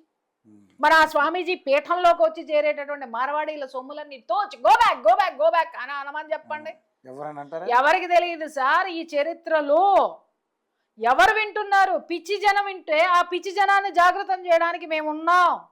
మేము లేక కాదు, ఇన్నాళ్ళు ఎందుకు నోరు మూసుకున్నాము అని అంటే మా పనేదో మేము చేసుకుంటూ వెళ్తే ఇవి ఇంకా పెచ్చరిల్లిపోతున్నాయి అని అనుకున్నప్పుడు వాస్తవాలు తెలిసిన నోళ్ళు ఖచ్చితంగా లెగుస్తాయి, డెఫినెట్గా లెగుస్తాయి. మోసం ఎన్నాళ్ళు చేద్దాం చెప్పండి. కానీ మరి నిజంగానే వాళ్ళ వ్యాపారాలు ఇక్కడ పెట్టుకున్నప్పటి కానించి ఇక్కడ వ్యాపారస్తుల్ని కాస్త కొంగదీశారనేది వాస్తవం కాదా చెప్పండి పోనీ. Definitely not. ఇప్పుడు క్లాస్ లో 30 మంది ఉన్నారండి, 30 మందిలో ఫస్ట్ ర్యాంక్ ఎవరికి వస్తుంది? బాగా చదువుకున్న వస్తుంది. ఎస్. మరి మిగిలిన 30 మంది అదే ఫీజులు కట్టారుగా, అదే టీచర్ చెప్పిందిగా, అదే దీంట్లో ఉందిగా. ఆడొక్కడ వచ్చండి బాగా చదివేసి 30 మందిని తొక్కేశాడని మాట్లాడతావా నువ్వు? తప్పు కదా అట్లా. చదవనాడిది తప్ప, ఫస్ట్ ర్యాంక్ తెచ్చుకున్నాడిది తప్ప? చెప్పండి. కానీ ఇక్కడ వాడు కష్టపడ్డాడు, ఫస్ట్ ర్యాంక్ తెచ్చుకున్నాడు, కష్టపడ్డాడు, నిరంతరం చదివాడు, దాని మీద ఫోకస్ చేశాడు, ఫస్ట్ ర్యాంక్ కావాలని టార్గెట్ పెట్టుకున్నాడు, టార్గెట్ రీచ్ అయ్యాడు. నువ్వేం చేసినావు? ఇంటికి వెళ్ళంగానే క్రికెట్ బ్యాట్ పట్టుకుని బ్యాట్లు కొట్టుకుంటూ కూర్చున్నావు, లేకపోతే సెల్ ఫోన్లు చూసుకుంటూ కూర్చున్నావు, లేకపోతే మీ అమ్మని మీ నాన్నయ్య అది కొని ఇది కొని అని చెప్పేసి కాలక్షేపం చేసావు, లేదా నీ అమ్మ నీ బాబాయ్ నీ చదవక్కర్లేదురా, నీకు బోల్డ్ అంత ఆస్తులు ఉన్నాయి మూసుకు కూర్చోరా అని కూర్చుంటే ఆడే అదవయ్యాడు. వీడు ఫస్ట్ ర్యాంక్ అయ్యాడు. వాడు టార్గెట్ పెట్టుకున్నాడు, గోల్ పెట్టుకున్నాడు, గోల్ రీచ్ అయ్యాడు. ఇక్కడ మీరు ఒక మాట స్పష్టంగా మాట్లాడాల్సింది ఏంటంటే టార్గెట్ గోల్ పెట్టుకున్నప్పుడు కొన్ని ఏముంటాయి, మెథడ్స్ ఉంటాయి. ఆ మెథడ్స్ని ఫాలో అవుతాడు వాడు, ఆ టార్గెట్ రీచ్ అవ్వాలి. నువ్వు వాడిని గమనించి నేర్చుకోవాల్సింది పోయి అరే వాడు నన్ను దెబ్బ కొట్టాడు, అరే వాడు ఏ టాక్టివ్నెస్ తో వెళ్ళాడు దాని మీద దృష్టి పెట్టి ఓవర్కమ్ చేయి. Most welcome. కానీ ఇక్కడ కల్తీ వ్యాపారాలు చేస్తున్నారంట, నిజమేనంటారా? కల్తీ వ్యాపారాలు ఉంటాయి సార్, ఉండకుండా ఉండవని నేనే మాట్లాడలా, శుద్ధమొక్కలని నేనే మాట్లాడలా. ఖచ్చితంగా కల్తీ వ్యాపారాలు ఉంటాయి. ఉన్న వాళ్ళని జొక్క, నేను అదే చెప్తున్నా, గుంజి కొట్టాల్సిందే, కల్తీ వ్యాపారాలు మోయించాల్సిందే, ఆ చట్టం ప్రకారం వాళ్ళకి శిక్షలు వేయించాల్సిందే. ఎందుకు భరిస్తామంటే ఆ కల్తీ వ్యాపారం నా ఇంటికి రాదా? ఆయన ఏంటంటే నేను పుట్టుకోమన్నా, అలా నా కుటుంబం లేదా, నా బంధుమిత్రులు లేరా, ఎందుకు తింటా? ఆ బయలు ముజే మారని చెప్పేసి అని పిలిచి మరి తనిచుకుంటావా? ఎందుకు ఊరుకుంటాం మనం? అరే కల్తీలు ఉన్నాయా? ఖచ్చితంగా మాట్లాడతాం, డెఫినెట్ గా మాట్లాడతాం. ఉన్నవాడు ఎవడున్నాడో వాడిని ప్రభుత్వానికి పట్టిస్తాం, చట్టానికి పట్టిస్తాం, ప్రభుత్వానికి ఫిర్యాదు చేస్తాం, ప్రభుత్వం తీసుకునేటటువంటి చర్యలు తీసుకుంటది. ఇవాళ మరి మీరు ఇన్నిటికీ యూనిటీగా ఉన్నారు కదా, రైట్. మీ దగ్గర ఏమేమి ఉన్నాయి? మేము అడిగేది కూడా అదేనండి, మనందరం అడిగేది కూడా ఏంటంటే వాళ్ళ దగ్గర ఉన్న ఆధారాలు తీసుకొని వస్తే ప్రభుత్వం మీద మీడియా పరంగా మనం కూడా ఒత్తిడి పెడతాం, మనం కూడా మాట్లాడతాం. పలానా వాళ్ళు ఈ లెక్కలకు కొడుతున్నారు, వాళ్ళకి ఆధార్ కార్డులు లేవు, వీళ్ళు నకిలీ వ్యాపారాలు చేస్తున్నారు, బంగారం కల్తీ చేస్తున్నారు, సరుకులు కల్తీ చేస్తున్నారు, ఇలా మోస్తారా లేదా? దూద్ కా దూద్, పానీ కా పానీ. చెడు వ్యాపారాలు ఎలగొడదాం, మంచి వాళ్ళని పెట్టుకుందాం. అది మానేసి నువ్వో ఏంది ఇక్కడ మిగులుతుంది శ్మశానం చివరికి? వ్యాపారం చేసే వాళ్ళందరూ పోయే, డబ్బు సంపాదించే వాళ్ళందరూ పోయే. నేను 30 ఏళ్ల కిందట నేను హైదరాబాద్ వచ్చినప్పుడు ఆ జూబ్లీ హిల్స్లో ఎంతండి, ఆ కొండల గుట్టల్లో నాకు అప్పుడు జర్నలిస్టు దీంట్లో కొనుక్కోమ్మా అని అంటే ఆవిడ ఎంత చాలా తక్కువ 1,50,000 2 లక్షలు నాకు గుర్తులేదు కట్టమంటే ఎప్పుడో ఒక 25 years బ్యాక్ 30 years దగ్గర యాచి కొండలో గొట్టలో నేను ఆడుకుంటాను నాకెందుకు ఈ రాళ్ళు రప్పలు మా ఊళ్ళో పొలం ఉంది మా 6 ఎకరాల్లో మా నాయనమ్మ ఇల్లు కట్టిందని చెప్పేసి అని కనీసం రూపాయి కూడా పెట్టడానికి ఇష్టపడలా ఇవాళ నోరు తెరుచుకుంటూ పోతున్నా నేను యదవతనం ఎవరిది కొండలు పోయినాయి అన్ని పోయినాయి కొండలు ఆస్తుల్లాగా పెరిగినాయి అవును కొనుక్కోనిది తప్పు నాదా ఆ ఆలోచన భవిష్యత్ ఆలోచన లేని నాదా లేకపోతే అక్కడ కొనుక్కోని గొప్పోడైనాడిదే ఆడు మరి నా తోటి జర్నలిస్ట్ మిత్రులందరికీ జూబ్లీ హిల్స్ జర్నలిస్ట్ కాలనీలో అందరికీ ఇళ్ళు ఉన్నాయి మరి వాళ్ళని చూసి నేను కుళ్ళుకొని చచ్చిపోతే ఎట్టుంటది సార్ దరిద్రంగా ఉంటుంది. అవును కానీ మరి నిజంగానే మరి ఇదైతే మీరు ఇందాక అన్నట్టుగా ఒక పార్టీ అస్తిత్వాన్ని కాపాడుకోవడం కోసం చేసినటువంటి ఎందుకంటే ఆ పార్టీకి సంబంధించిన వాళ్ళు ఎవరు కూడా మాట్లాడలేదు ఎందుకంటే కాంగ్రెస్ ఓపెన్ గా చెప్పింది ఇది మేము ఎట్టి పరిస్థితుల్లోనూ మార్వాడీలు గో బ్యాక్ కి మేము సపోర్ట్ చేయం అలాగే కల్తీలు ఏమన్నా ఉన్నాయంటే మేము చర్యలు తీసుకుంటాం క్రిస్టల్ క్లియర్ గా కాంగ్రెస్ డిక్లేర్ చేసింది అట్లాగే బీజేపీ ఓపెన్ గా చెప్పింది మార్వాడీలు గో బ్యాక్ అనడానికి మీరు ఎవరు అని చెప్పేసి బీజేపీ ఏముందో కుల్లా బండి సంజయ్ గారు ముందుకొచ్చి ఎవడ ఎన్నన్నా తిట్టుకొని ఏమన్నా చేసుకొని ఆయన వాణి బీజేపీ వాణి వినిపించి పడేశాడు ఆయన ఓకే మరి ఈ పార్టీ ఎందుకు బయటికి రావట్లే ఈ పార్టీ ఎందుకు మాట్లాడట్లా అర్థం who is the black sheep అర్థమవుతుంది కదా జనాలకి ఇంకేం మాట్లాడదాం ఇక్కడ చెప్పండి ఒక వర్గాన్నో ఒక యువకులనో ఇంకా ఎదగనివ్వకుండా అనవసరమైనటువంటి విషయాలకు కూడా ఉద్యమం అనేటటువంటి మాట చాలా గొప్పదండి చాలా అద్భుతమైంది చాలా శక్తివంతమైంది దాన్ని ఈ విధంగా ప్రతి ఒక్కడిని ముందు పెట్టి అడ్డగోలు ఎదవలందరినీ తీసుకొని వచ్చి కూర్చోబెట్టి ఉద్యమాలు అనేటటువంటి ట్యాగ్ తగిలిచ్చి అస్థిరత పరిస్తే 10 ఏళ్ళు ఉన్నామేమో ఇంకొక శతాబ్దం అయినా కూడా రానివ్వరు జనం గుర్తుపెట్టుకోవాలి. కానీ నిజంగానే ఇప్పుడు మీరు మాట్లాడిన వాళ్ళు వీళ్ళంతా అదే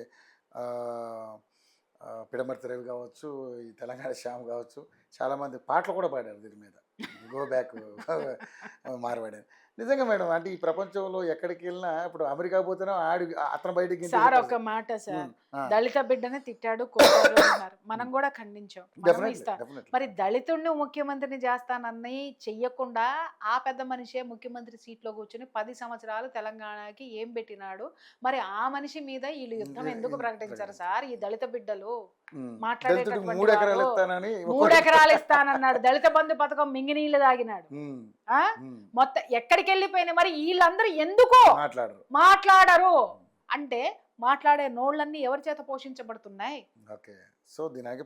ఏ బిస్కెట్లు ఆలోచించండి ఇది ఎక్కడి నుంచి వచ్చింది స్వలాభం కోసం అంటే సోషల్ అన్రెస్ట్ ఎందుకంటే వాళ్ళు 1000 కోట్లు సంపాదించుకున్నారు సార్ వాళ్ళ భవంతులు వాళ్ళకు ఉన్నాయి సార్ వాళ్ళ తిండి వాళ్ళకి వస్తున్నాయి సార్ వాళ్ళకి ఇంజెక్షన్ చేయాలంటే యశోద హాస్పిటల్సే ఉన్నాయి సార్ కానీ ఒక్క పేదవాడిని నువ్వు ఉద్యమాల పేరుతోటి టర్న్ చేసి వాడిని ఎదగనివ్వకుండా చేసి ఎంతసేపు వాడి బ్రెయిన్లో నిన్ను దోచుకుంటున్నారు అనేటటువంటి పగని పెంచేస్తే వాడు ఎదగలేడు పక్కవాడిని ఎదగనివ్వకుండా ఈ దేశాన్ని దోచుకుంటున్నటువంటి వీళ్ళని ఏమనాలి ఈ బందిపోట్లను ఏమనాలి మనం మీరు ఇట్లా మాట్లాడితేనేమో కామెంట్లు సార్ నేను ఒక్కటే మాట్లాడుతున్నాను సార్ ఒక్కటే నేను మొన్న కూడా ఎవరో అన్నారు ప్రియా ఇంతవరకు చాలా గొప్పగా నువ్వు ఒక స్థితికి వచ్చినావు ఇప్పుడు ఇన్ని తిట్లు నీకు అవసరమా అనంటే నేను ఏంటి దోపిడీలు దొంగతనాలు చేసి నేను తిట్లు తినట్లేదు సార్ నేను ఒక మంచి కార్యక్రమం కోసం ముందుకు వచ్చినప్పుడు అది పడనాడు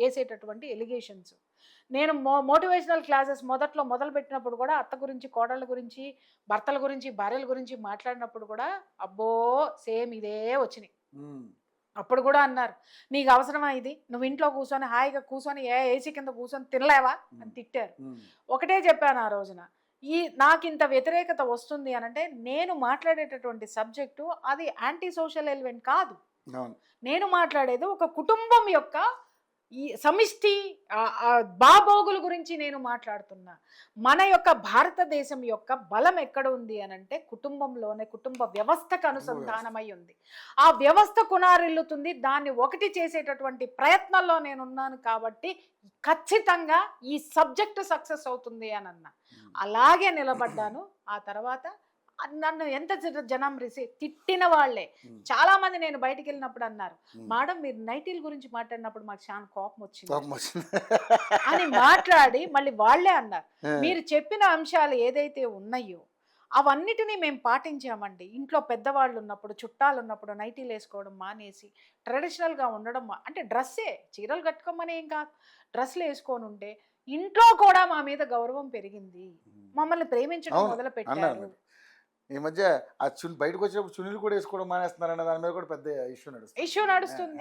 అంటే అంటే స్వేచ్ఛ ఇలా మాట్లాడడం అనుకోండి, మారాల్సింది ముందు మగాడి మైండ్ సెట్, ఆడవాళ్ళు కాదు, వాళ్ళ డ్రెస్సుల గురించి కాదని సినిమా డైలాగులు చెబుతారు. వాస్తవమే సార్, మగాడు ఎదవా, మగాడు ఎదవా, వాడి మ్యానుఫ్యాక్చరింగ్ డిఫెక్ట్ ఆడిది. ఎందుకంటే ఆడదాన్ని చూడంగానే ఆడికి లోపల నుంచి ఇలా పాములు వచ్చేస్తాయి కోరికలు, అర్థమైందా? వాడిని అలా తయారు చేశాడు దేవుడు, కప్పుకో అని నీకు చెప్పాడు. నువ్వు విప్పుకుంటాను అని అంటే మీద పడ్డానికి వాడు సిద్ధంగానే ఉంటాడు ఎప్పుడైనా. ఎక్కడ పద్ధతిగా ఉండాలో అక్కడ ఉండడం అనేటటువంటిది మన యొక్క డిసిప్లిన్ అంటాను నేను. ఎక్కడ ఉండాలో అక్కడ ఉండండి. నేనేమన్నానంటే ఏ డ్రెస్ ఎక్కడ వేసుకోవాలో అక్కడ, పబ్బులకు పోతారు పోండి, అక్కడ ఏం వేసుకోవాలో అక్కడ, అక్కడ నాకు మళ్ళీ చీర కట్టుకుని వస్తే చిబా దబ్బే అవతల కట్ట, అర్థమైందా? బొట్టు పెట్టుకొని చక్కగా ఇలా ముక్కులు పెట్టుకొని పూలు పెట్టుకొని మళ్ళీ పూలు పెట్టుకొని పోయినాననుకో ఒక తంది అంటారు నన్ను. అక్కడికి ఎట్ట పోవాలి అక్కడికే పోవాలి. సో ఆటకి స్విమ్మింగ్ చేద్దామని చెప్పేసి అని పోయిన తర్వాత నాకు మళ్ళీ చీర కట్టుకొని పోతే ఆడ స్విమ్మింగ్ రాదు, బొంగు పోసాడని రాదు, అక్కడ స్విమ్ సూట్లోనే పోవాలి. అదే కంఫర్టబుల్ గా ఉంటది, అక్కడ వేసుకోండి. స్విమ్మింగ్ పూల్ నుంచి బయటకు వచ్చిన తర్వాత ఆ గదిలోకి వెళ్ళి మార్చుకొని మళ్ళీ రండి. అదే సూట్తో నేను వీధిలోకి నడుస్తానంటే సొంగ కారుచుకునేవాడు కారుచుకుంటా, ఆడెదవనే చెప్తున్నాను కదా నేను. వాడు గొప్పోడు ప్రవరాఖ్యుడు అని మాట్లాడట్లా నేను. వాడు అంటే అవకాశం రానంత వరకు ఒక్క మాట సార్, నేను ఆ మగాళ్ళల్లో నా భర్త లేడా, లేకపోతే నా అన్నదమ్ములు లేరా, లేకపోతే నా పిల్లలు లేరా మగవాళ్ళు? నేనేమన్నాను, వే ఆఫ్ థాట్ ఏదైతే ఉంటుందో అందాన్ని ఆరాధించడానికే పుట్టేశాను అనుకుంటాడు పుట్టంగానే మగాడు, అర్థమైందా? సో దాన్ని పద్ధతిగా తీసుకునే వాళ్ళు ఎంతమంది, గౌరవంగా తీసుకునే వాళ్ళు. ఇప్పుడు నన్ను కూడా పొగుడుతారు రాగానే, అమ్మ నీ సూపర్ గా కట్టుకుంటే, ప్రియమ్మ చీరలు కట్టుకుంటే అట్లా కట్టుకోవాలా, అలాంటి చీరలు అలాంటి సెలక్షన్ ఉండాలని పొగిడే మగవాళ్ళు ఉన్నారు. కానీ పొగిడే విధానంలో మా ప్రియమ్మ కట్టుకుంటే కట్టుకోవాలి, మా ప్రియా మేడం కట్టుకోవాలి, దాంట్లో ఒక పాజిటివ్. అదే వక్రంగా మాట్లాడితే నేననేది ఏంటి అని అంటే, తీసుకునేటటువంటి మనస్తత్వాలతో జాగ్రత్తగా ఉండాలి. ఆ శాతం ఎక్కువ ఉంది, సంస్కరణ చాలా తక్కువ ఉంది సార్. ఆ సంస్కరణ మనం తీసుకురావాలని ముందు నేను కరెక్ట్గా ఉండాలిగా. నేను ఏదో పని చేసి నేను నిన్ను కొట్టి నిన్న మొన్న చూశాను, అమ్మో బస్సులో ఉన్నటువంటి డ్రైవర్ని పడేసి ఒక అమ్మాయి టపా కొడుతుంది, ఎందుకు ఆపోరా. నేను అప్పుడు నిజంగా ఏమనుకున్నాను చెప్పమంటారా, ఈ ఆడవాళ్ళు ఈ ఫ్రస్ట్రేషన్లోకి ఎందుకు వెళ్ళిపోతున్నారు? ఒక డ్రైవర్ని కొట్టాడంటే ఆ అమ్మాయి ఎవరినో కొట్టాలని జీవితంలో బాగా బలంగా పెట్టుకుంది. డ్రైవర్ బలి, మనం ఒక ఎపిసోడ్ కూడా చేసాం దీని మీద, డ్రైవర్ బలి. అట్లా అసలు ఇంత ఫ్రస్ట్రేషన్తో ఎందుకుంటున్నారు అంటే అనవసరమైన ఎక్స్పోజింగ్ లోకి నువ్వు వచ్చావు. ఇప్పుడు నేనున్నాను సార్, చాలా అందరు అంటారు నా ఫ్రెండ్స్ అందరూ, అమ్మా మా ఇంట్లో సమస్యలకే మేము కొట్టు చచ్చిపోతాం, నువ్వు ఇన్నెట్ట భరిస్తున్నావు, ఊళ్ళో వాళ్ళ సమస్యలు భరిస్తావు, ఊరు సమస్యలు భరిస్తావు, ఊళ్ళో వాళ్ళు తిట్టేది భరిస్తావు, ఇన్ని ఎలా భరిస్తున్నావు అంటే నాకు వద్దు. నేను ఒక పని చేస్తున్నా, పనిలో మాత్రమే ఉన్నా, పనికి మళ్ళీ చెవినేసుకొని నెత్తినేసుకోను. బాధ పెట్టవా అని అంటే ఖచ్చితంగా బాధ పెట్టిన రోజున తిరిగి ఇచ్చేస్తా, లోపల పెట్టుకోను. అందుకే నేను కొంచెం పర్ఫెక్ట్గా ఉంటాను, ఎక్కువ అవను. ఇట్లాంటి అంశాల్లో మీరు మంచి ఇంకా రాడు తేలిపోయారు, దాని మీద బాగా అవసరమే లేదు సార్. ఇప్పుడు భావ వ్యక్తీకరణ స్వేచ్ఛ నన్ను తిట్టేవాడికి ఉంది, కానీ సమాజాన్ని బాగు చేయడానికి నాకు కూడా అంతే భావ వ్యక్తీకరణ స్వేచ్ఛ ఉంది కదా. నా స్వేచ్ఛని సమాజాన్ని బాగు చేయడానికి ఉపయోగించా, నీ స్వేచ్ఛని బూతులు తిట్టడానికి లేకపోతే వ్యతిరేకంగా మార్చుకోవడానికి ఉన్నావు, నువ్వు అక్కడే ఉంటావు. మళ్ళీ చెప్తున్నా, ఎందుకు ఉన్నత కులాలు ఎందుకు ఉన్నతంగా ఎదుగుతున్నాయి, ఎందుకు మమ్మల్ని ఇలాగే ఎందుకు ఉంచుతున్నారంటే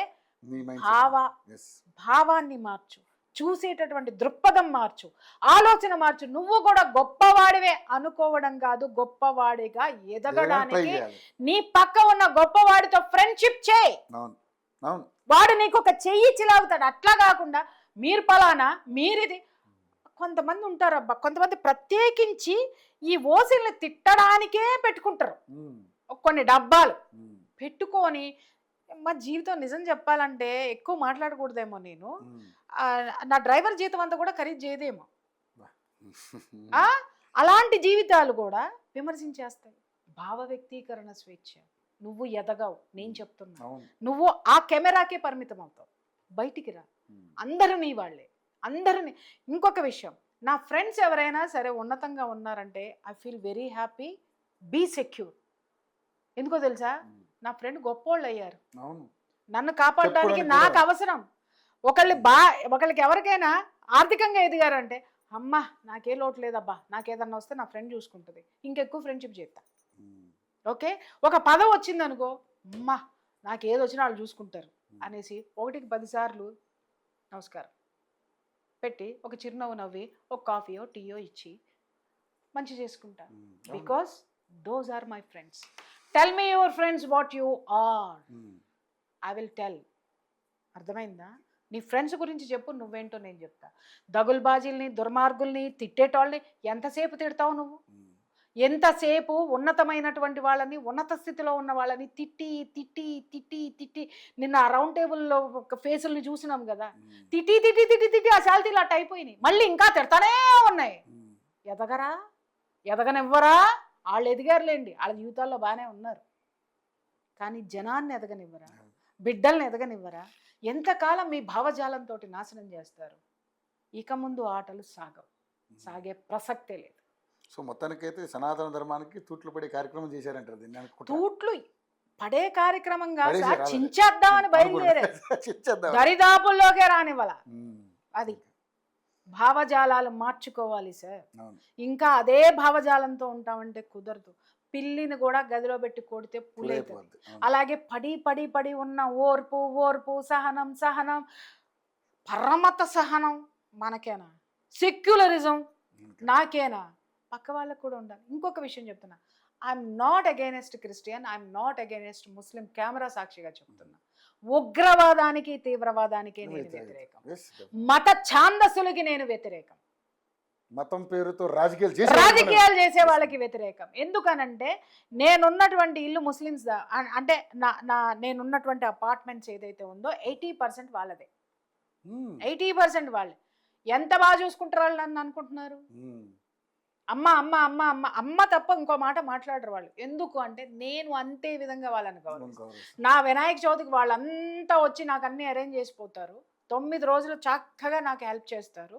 అలాగే వాళ్ళకి రంజాన్ జరుగుతుంది అని అంటే ఎవ్రీ ఫ్రైడే ఫ్రూట్స్ తీసుకెళ్ళి వాళ్ళ మసీదులో నేను ఇస్తాను. ఇక్కడ కొంతమంది మాట్లాడచ్చు చెడు జరుగుతుంది అని. చెడు జరిగే మూమెంట్లకి నేను దూరంగా ఉంటా, దగ్గర ఉండను. అర్థమైందా? అక్కడ నాకు ఆయుధం. వాళ్ళెవరో నాకు శత్రువులు కాదు, వాళ్ళెవరో ముస్లిమ్స్ కాదు, భారతీయులు. వాళ్ళు భారతీయులు, నా తోటి భారతీయుడు. వాళ్ళందరూ అంటారు అమ్మ నా ఇంట్లో ఆడపడుచు నువ్వు అంటారు. ఇప్పుడు కాదు, నేను వాళ్ళతోటి ఇప్పటికి 16 ఏళ్ళు, 16-17 ఇయర్స్ నేను ఆ బిల్డింగ్లో ఉండి. అందరూ ఎంత బాగుంటారు. Those are not my enemies, వాళ్ళు నా ఫ్యామిలీ మెంబర్స్ అండి. అలాగే క్రిస్టియన్స్ ఉన్నారు, నా దగ్గర పనిచేసేటోళ్ళు ఉన్నారు, నా ఫ్రెండ్స్ ఉన్నారు. ఎప్పుడైనా వాళ్ళు ఏమన్నా ఇచ్చినా నేను తింటా, నేనేమన్నా ఇచ్చినా వాళ్ళు తింటారు. అమ్మో నేను తినను అస్సలు అన్న వాళ్ళకి దూరంగా ఉంటాను, నమస్కారం పెట్టి. నీ ఇంట్లో నువ్వు ఉండు, నా ఇంట్లో నేను ఉంటా అంటే అక్కడ ఒక ఛాందసం ఉంది. ఆ ఛాందసం వాళ్ళు ప్రదర్శిస్తే నాకు కోపం వస్తుంది. నాకు కోపం వస్తే నేను శత్రువు అవుతా, వాళ్ళు నాకు శత్రువు అవుతారు. నాకు అవసరం లేదు. కానీ నా జోలికి వచ్చిన, పనిగట్టుకొని దేవీ దేవతల్ని విమర్శించిన, నా సంప్రదాయాన్ని విమర్శించిన అంటే డెఫినెట్లీ. ఎందుకంటే మరి ఈ మధ్య బాగా ఎక్కువైపోతుంది. నా మతాన్ని విమర్శించేవా, నా మతం అనను సార్, నా ధర్మాన్ని, నా సంప్రదాయాన్ని ఎవరైతే టార్గెట్ చేస్తాడో వాడు టార్గెట్ తప్ప ఆ మతాలు కావు, ఆ మతస్థులు కారు. మీరు మంచి మాట అన్నారు.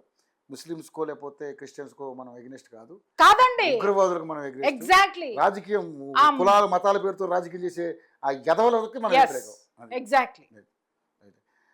మొత్తానికి అయితే మేడం, గో బ్యాక్ మార్వాడి అనేది వీళ్ళు చేసే కుట్ర తప్పితే ఇందులో పెద్ద శాంటిటీ ఉండదని మీరు అనుకుంటున్నారు. అంటే ఇది పెద్ద అంత ఇష్యూ కాదండి. ఎందుకుంటది సార్? ఒక్క మాట నేను చెప్తున్నాను, బలమైన వాడిని నువ్వు తొయ్యాలి అనుకున్నప్పుడు నువ్వు కూడా వాడి అంత సమానంగా ఉండాలి, అప్పుడు మాత్రమే నువ్వు తొయ్యగలుగుతావు. ఈవెన్ నాకు కూడా వర్తిస్తుంది అది. ఆ ఒక్కళ్ళకే కాదు మాట్లాడేది. ఇప్పుడు వాడు నువ్వే అన్నావుగా మొత్తం విస్తరించేశారండి అని. విస్తరించేదాకా నువ్వేం తింటా కూర్చున్నావు? బఠానీళ్ళు, ఏ బఠానీలు తింటా కూర్చున్నావు? బేగం బజార్లో కూర్చుని ఏ బఠానీలు తింటా, ఏంటి శనక్కాయలు నువ్వు పురుగులు తింటా కూర్చున్నావు నువ్వు సికింద్రాబాద్లో. కానీ మరి వాళ్ళు మాట మాట్లాడారు మేడం, మీరు 2000 వస్తే తాగడానికే చూస్తారు తప్ప మీరు ఎప్పుడు మాలా సంపాదించేదని కొంత హేళనగా తెలంగాణ అది ఖండిస్తున్నాను. అది ఖండిస్తున్నాను. ఎందుకంటే అది ఖచ్చితంగా ఊరికనే ప్రసక్తి. అది అహంకారం అని మాట్లాడతా. ఆ అహంకారం ఉంటే దాన్ని కోస్తాం ఖచ్చితంగా కోస్తాం. అదే అహంభావంతో మాట్లాడారంటే మళ్ళీ మనందరం కూడా మనందరం ఒకటవుతాం, తట్టాపుట్టా సర్ది పంపిస్తాం.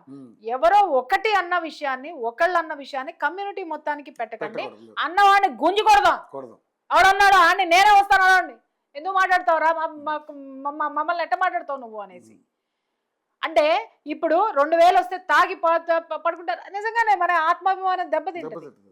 కానీ ఒక్కసారి మనం కూడా సింహావలోకనం చేసుకోవాలి. మన పిల్లలు పొద్దున్న ఎన్నింటికి లెగుస్తున్నారండి? ఎన్నింటికి లెగుస్తున్నారు సార్? ఆటోలు నడిపేవాళ్ళు కానీ లేకపోతే ఏ పని చేసుకునేటటువంటి పిల్లలు నా దగ్గరే ఉన్నారు. పిల్లలు రోజు వాళ్ళతోటి యుద్ధమే నాకు. అరే పొద్దున్నే 10ంటికల్లా ఆఫీస్కి రండి అంటే 11ంటికి వస్తారు. ఏంటంటే 9:30కి లేచినా మేడం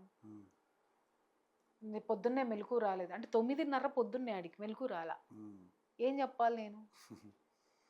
నవ్వుకుంటా. అప్పుడు మళ్ళీ చెప్తా, అరే ఫస్ట్ మన సమయ పాలన ఉండాలి. అది లేకపోతే మనం ఎదగలేము. ఎదుటాడు ఎందుకు ఎదుగుతున్నాడు అని అంటే ఇదే మార్వాడేవాడు పొద్దున్నే 4ంటికంటే 4ంటికి లెగుస్తాడు, 6ంటికంటే 6ంటికి లెగుస్తాడు. లక్షల రూపాయల టర్నోవర్ ఉన్నటువంటి ఇంత షాప్లోనే వాడు లక్షల టర్నోవర్ చేస్తాడు. ఆ షాపును వాడే ఊడ్చుకుంటాడు, వాడే తుడుచుకుంటాడు, వాడే పూజ చేసుకుంటాడు. మళ్ళీ షట్టర్ క్లోజ్ చేసేటప్పుడు వాడే దిష్టి తీసేసుకుంటాడు, వాడే దీపం పెడతాడు, దిష్టి తీస్తాడు, షట్టర్ క్లోజ్ చేస్తాడు. అది కూడా మనం ఆలోచించాలి. మనకి వాడికి వచ్చినటువంటి 2 రూపాయలు, నేను ఇట్లాగే ఒక మార్వాడి సోదరుని అడిగాను అనమాట. నేను ఇంటి గృహప్రవేశానికి పిలిచినప్పుడు వచ్చాను. నేను అన్నా భయ్యా 100 కోట్లు ఉన్నాయి ఆయనకి, చక్కగా ఒక ఇల్లు కొనొచ్చు.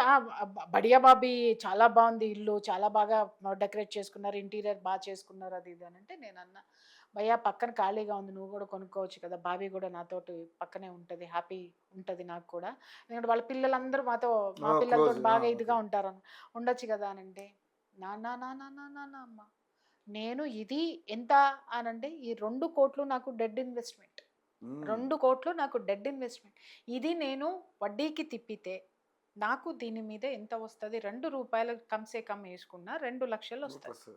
2 లక్షలతోటి నేను ఇంతకంటే ఎంత గొప్ప విల్లాలో నేను ఉండొచ్చు? 10 కోట్ల విల్లాలో రెంట్కు ఉండొచ్చు. ఇప్పుడు మనం చేసే పని ఏంటి సార్? డౌన్ పేమెంట్ అని 10 లక్షలు కడుతున్నాం, 1 కోటి రూపాయలకి మనం లోన్ తీసుకుంటున్నాం. చచ్చేదాకా లోన్ కట్టడానికే మన బతుకు పాయే. ఆ 10 లక్షలు పాయే. ఇంకొకటి డిప్రిసియేషన్ వస్తుంది. డిప్రిసియేషన్ వస్తుంది కాదండి. 20 లక్షలు మనం తీసుకుంటే 40 లక్షలు కడుతున్నాం. మనం ఎదవలమా కాదా? అదే 10 లక్షలు నువ్వు వడ్డీకి ఇస్తే 3 రూపాయలు వడ్డీకి ఇచ్చుకున్నావు అనుకుందాం. ఏది లక్ష చిన్న అమౌంట్లు ఇస్తే నెలకి నీకు 30,000 వస్తే 30,000 రెంట్కి హ్యాపీగా ఉండొచ్చు. నీ 10 లక్షలు నీకు మటసంగా ఉన్నాయి. అది మార్వాడి వాడు ఆలోచిస్తాడు. దాన్ని మనం అడాప్ట్ చేసుకుంటే అంతకంటే తోపులం అవుతాం మనం. అది చూడాలి తక్కువ. అదే సార్, మన తెలివితేటలన్నిటినీ రోడ్డు మీద పెడుతున్నాం. రోడ్డు మీద పక్కవాడు రెచ్చగొడితే రెచ్చిపోవడానికి మన శక్తియుక్తుల్ని ఖర్చు చేస్తున్నాం. అదే నేను చెప్తున్నా, ఇవాళ యువత ఆలోచించాల్సింది నేను ఎలా ఎదగాలి అని. ఈరోజు నిజంగా ఇవాళ నేను మాట్లాడుతున్న వీళ్ళందరూ అంటున్నారు కదా, ఏమంటే ఒక మార్వాడి వాడు కుటుంబం మొత్తం వాడి చుట్టూనే ఉంటుంది. వాడి పిల్లలు, వాడి బామ్మరిది ఆ పక్కనే ఉంటారు. అందరూ ఒకటే చోట. ఒక చిన్న విషయం నేను చెప్తున్నా, మీరు ఇదే సికింద్రాబాద్ లో ఒక స్ట్రీట్ మొత్తం డైమండ్స్ మర్చెంట్స్ ఉంటారు. అదే రోడ్ లో డైమండ్స్ మర్చెంట్ ప్రెసిడెంట్ ఉంటారు. ఆయన మాకు మా ఫ్యామిలీ ఫ్రెండ్ అనమాట. ఉమ్, ఆ కింద ఇంతే ఉంటుంది సార్, మన రూమ్ అంతే ఉంటుంది, ఉమ్, అపార్ట్మెంట్ ఉమ్, అనుకుందాం. ఉమ్, ఉమ్, మొత్తం 5 ఫ్లోర్స్. ఉమ్, ఒక్కొక్క ఫ్లోర్లో ఒక్కొక్క బిజినెస్ సెక్టర్ అన్నమాట. అంటే డైమండ్స్ ఒక దాంట్లో ఉంటుంది, జ్యువెలరీ ఒక దాంట్లో ఉంటుంది, ఇట్లా ఫైనాన్స్ ఒక దాంట్లో, ఫైనాన్స్ కూడా ఉంటుంది దాంట్లో. ఉమ్, 4 ఫ్లోర్లు బిజినెస్ ఉంటే 5వ ఫ్లోర్లో ఉన్నటువంటి ఇంతే ఇంట్లో వాళ్ళు ఎంతమంది ఉంటారు సార్? 4 ఉంటారు.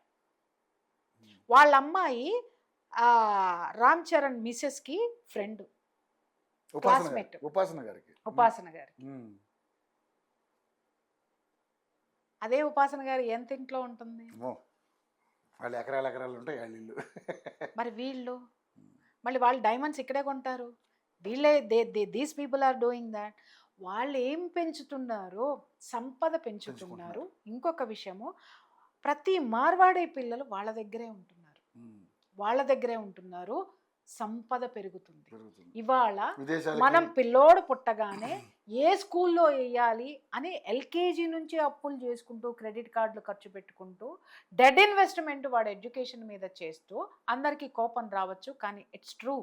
మూర్ఖులు ఎవడు ఏ పందాలో పోతే దాన్నే సమర్థించుకుంటాడు. కానీ ఎల్కేజీ ఉన్నవాడికే మనం ఎంత ఖర్చు పెడుతున్నాం, ఏబిసిడీలు నేర్చుకునే వాడి దగ్గర నుంచి వాడు ఇంజనీరింగ్ వరకు ఆస్తులు అమ్మేస్తాం. అమ్మేసిన తర్వాత వాడిని ఎక్కడికి పంపిస్తున్నామండి? దేశం పోతున్నాడు. ఇక్కడ నువ్వు కుక్క చావు చచ్చినా కూడా వాడు వచ్చే పరిస్థితి లేదు. మన పిల్లలు మన దగ్గర లేదు, మన ఆస్తులు పెరిగినా దాన్ని ఎంజాయ్ చేసే కుటుంబం లేదు నీ దగ్గర. అందుకే ఈ రోజు నువ్వు ఒంటరవయ్యి ఫ్రస్ట్రేషన్స్ ఉన్నాయి నీకు.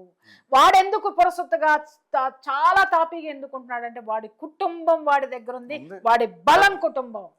ఇంకోటి, వీళ్ళు అప్పులు చేసి లేనిపోయిన ఆంగు ఆర్భాటాలు పోయి ఎంఎస్ చదివించడానికి అమెరికా కూడా పంపుతా ఉంటారు కొంతమంది. ఎందుకు నేను ఇప్పుడు అదే అంటున్నా, అప్పులు చేసి. మీరు నమ్మరండి, నాకు తెలిసినటువంటి మా కమ్యూనిటీలోనే పిల్లకాయల్ని కోపం వస్తుంది నాకు. నెలకి వాళ్ళ కట్టే ఫీజులకి నెలకి 2 లక్షలు వాళ్ళ మెయింటెనెన్స్ పంపిస్తారు. ఇక్కడ నుంచి నానా తిప్పలు పడి. ఎందుకు వచ్చిన కర్మ? ఏం కర్మ అండి? 4 సంవత్సరాలు 2 సంవత్సరాలు అక్కడ చదివితే 25 లక్షలు మళ్ళీ వాళ్ళు తిరిగి వచ్చేసరికి వీళ్ళు పంపించిన 25 లక్షలు 50 లక్షలు అప్పై కూర్చుంటుంది. మళ్ళీ ఆడ అక్కడ సంపాదించిన ప్రతిదీ ఇక్కడ అప్పులు తీసుడు. ఎక్కడ నువ్వు లైఫ్ ఎంజాయ్ చేస్తున్నావు? ఫాల్స్ ప్రెస్టేజెస్ ఉన్నాయి. అదేమంటే ఇక్కడ మనకి ఉద్యోగాలు లేవు. మరి మార్వాడి వాడికి ఉద్యోగం ఎక్కడి నుంచి వస్తుంది సార్? వాడికి సంపద ఎక్కడి నుంచి వస్తుంది సార్? డిగ్నిటీ ఆఫ్ లేబర్ ఏది సార్? Dignity of labour. ఇప్పుడు వస్తా పాయింట్. ఇందాక నేను మొట్టమొదట్లో ఒక మాట అన్నాను చూసారా? 25,000 నుంచి తెలంగాణలో ఈ రోజు, హైదరాబాద్ లో 1,00,000 రూపాయలు ఉందని ఆంధ్ర వాళ్ళని ఎల్లగొడితే, ఈ రోజు మారుమూల గ్రామంలో కూడా మినిమం 25,000 నుంచి 1,00,000 రూపాయలు ఉంది. ఇక్కడ ఉన్నటువంటి పేదవాడికి కూడా, గ్రామంలో ఉన్న పేదవాడు కాదా? వాడు ఇల్లు కట్టుకోవద్దా, కొనుక్కోవద్దా? అక్కడ వాడిని కూడా నిర్వీర్యం చేసేసాం. ఇక్కడ వచ్చిన తంట ఏంటంటే, దాదాపు ఒక 100 గజాల్లోనో 200 గజాల్లోనో వాడికి ఇల్లు ఉందంటే వాడి ఆస్తి ఎంత చెప్పండి? కమ్సే కమ్ 1,00,00,000 మా వాడు పనిచేయడు, ఆడికి 1,00,00,000 రూపాయలు ఆస్తుంది, 2 కోట్లు ఉన్నాయి, ఆడికేం అవసరం ఉంది? జొల్లాయిలాగా తిరుగుతాడు. ఇప్పుడు చెప్పండి మనం ఏం చేస్తున్నాం? వాడి 1,00,00,000 రూపాయలు ఉంటే ఇదే మార్వాడి వాడిలాగా వాడు ఎన్ని కోట్లు బిజినెస్ చేసినా వాడి గది వాడు ఊడ్చుకుంటున్నాడు. కానీ మనము ఆ ఇల్లు అమ్మలేము, అమ్ముకు తినాలేము. దాన్ని చూపించి మనం గొప్పోళ్ళమన్న ఊహల్లో మనం బ్రతుకుతున్నాం. కాబట్టి మన దగ్గర రూపాయి లేదు. వాడు ప్రాక్టికల్గా దిగాడు కాబట్టి వాడు కోటీశ్వరుడు అయ్యాడు. ఇవాళ నిన్ను రూల్ చేసే స్టేజ్కి వాడు వచ్చాడు. వాడెప్పుడు నిన్ను రూల్ చేయట్లేదు. వాడు వ్యాపార రంగాన్ని రూల్ చేస్తున్నాడు, సంపదను సృష్టిస్తున్నాడు, కోటీశ్వరుడు అవుతున్నాడు. ఇవాళ లక్ష్మీ మిట్టల్ ఎవడండి? ఇదే మార్వాడి కాదా? మరి ధీరుభాయ్ అంబానీ గుజరాతీ కాదా? ఎవరండి వీళ్ళు? ఎక్కడి నుంచి వచ్చారండి? ఇంత పెద్ద పెద్ద సంస్థలో మన పిల్లలు పనిచేయడం లేదా? ఏమీ చదువుకోనాడు 1,000 కోట్ల రూపాయలతో సంస్థలు పెట్టి మన పిల్లలకు ఉద్యోగాలు ఇస్తుంటే మనమేమో నువ్వో మాది బ్లడ్డు తొక్క మా సంపదను కొల్లగట్టుకెళ్ళిపోతా. అరే నువ్వు అమ్మురా, నీ దగ్గరే కొంటారు కదా. ఇంకొకటి, మన చేతి వృత్తులు పోతున్నాయంటే ఇంకొకటి కూడా మాట్లాడతా. చేతి వృత్తులు చేసే పిల్లలు ఎవరున్నారు? తీసుకురండి, తీసుకొచ్చి కూర్చోబెట్టండి. సార్ మనందరం ప్రభుత్వం మీద ఒత్తిడి తీసుకొని వచ్చి మన పిల్లలకే ఒక్క వస్తువు కూడా మార్వాడి దగ్గర కొననివ్వం, మన వస్తువులే మనం కొనుక్కుంటాం. ఎవరు చేస్తున్నారండి వృత్తుల వంశపారంపర్యం వృత్తులు ఎక్కడికి పోయినాయండి? మంగళవాడు మంగళ పని వదిలేశాడు, అందరూ వదల్లా. కొంతమంది ఇంకా దాంట్లోనే ఇవాళ అవే మంగళ షాపుల సెలవుల్లో ఎవరు తిప్పుతున్నారు సార్? అగ్రకులస్తులు. మళ్ళీ వాళ్ళ మీద పడేడుస్తాం మనం. ఆడు సంపాదించేసే గుర్తు. నీ వృత్తిలో ఎదుగుదలని నువ్వెందుకు ఆలోచించలేదు? నీ వృత్తిని అతను ఎలా తీసుకున్నాడు ఆలోచన. నేను అదే చెప్తున్నా. మీరు డబ్బాలు పెట్టుకొని ఓసీలను తిట్టినంత మాత్రాన గొప్పవాళ్ళు ఎవరు? మీ లోపల ఉన్న కసిని చల్లార్చుకుంటారేమో. ప్రాక్టికల్గా ఎప్పుడైతే వచ్చి మీరు జత కడతారో, ఎప్పుడైతే ఆ ఆలోచనను అందిపుచ్చుకుంటారో, అప్పుడు కూడా నువ్వు కూడా ఓసీని. ప్రెస్టేషన్ చాలా అద్భుతం. నాట్ ఫ్రస్ట్రేషన్ అండి, ఆవేదన. ఎందుకు అర్థం చేసుకోరు ఈ జనం? ఎవడో పిలుపునిస్తే తయ్యామని బయలుదేరుతున్నారు. కింద కామెంట్లు పెట్టేవాళ్ళు, మీ వృత్తి ఏంటి, మీ వృత్తిని మీరు ఎంత గౌరవిస్తున్నారు, డిగ్నిటీ ఆఫ్ లేబర్ ఎంత గౌరవిస్తున్నారు, ఎవరు నేను పలానా అని చెప్పుకోగలిగే స్థితి నుంచి మిమ్మల్ని గిల్ట్లోకి నెట్టింది ఎవరు? ఏమండి వాళ్ళు నేను అడుగుతున్నానండి, మనం ఓసీలమని మాట్లాడుతున్నాం కదా, ఒక మంగలి లేకపోతే మనకి పనులు వెళ్తాయా? ఒక చాకలి లేకపోతే పనులు వెళ్తాయా? అలాగే మిగిలిన ఎస్సీ ఎస్టీలు లేకపోతే మనకి పనులు వెళ్తాయా? మనందరం కూడితేనే మనం అంతే. ఇంకొక మాట ఎంత అద్భుతంగా మన వేదాల్లో ఉందంటే, ఈ నలుగురు కూడా డబ్బులు సంపాదించేది దేనికోసం అంటే శూద్రుణ్ణి పోషించడానికి. వాడి కోసం కాదండి, శూద్రుణ్ణి పోషించడానికి. శూద్రుణ్ణి నువ్వెందుకు పోషించాలి, నేనెందుకు పోషించాలి అంటే, నీకు కావలసిన ప్రతిదీ కూడా నువ్వు వాడి మీద ఆధారపడి ఉన్నావు. నువ్వు వాడి మీద ఆధారపడి ఉన్నావు. ఈ సూత్రము ఉన్నవాడు నేను దిగువ జాతి అనేటటువంటి వాడు, వీళ్ళిద్దరూ కూర్చుని ఆలోచిస్తే అద్భుతమైనటువంటి శకం స్టార్ట్ అవుతుంది. ఎవరు తక్కువ కాదు, ఎవ్వరు తక్కువ కాదు. నేను చెప్తున్నా, నా డ్రైవర్ లేకపోతే నాకు డ్రైవింగ్ రాదండి. నా డ్రైవర్ లేకపోతే నేను నా పరిస్థితి ఏంటి?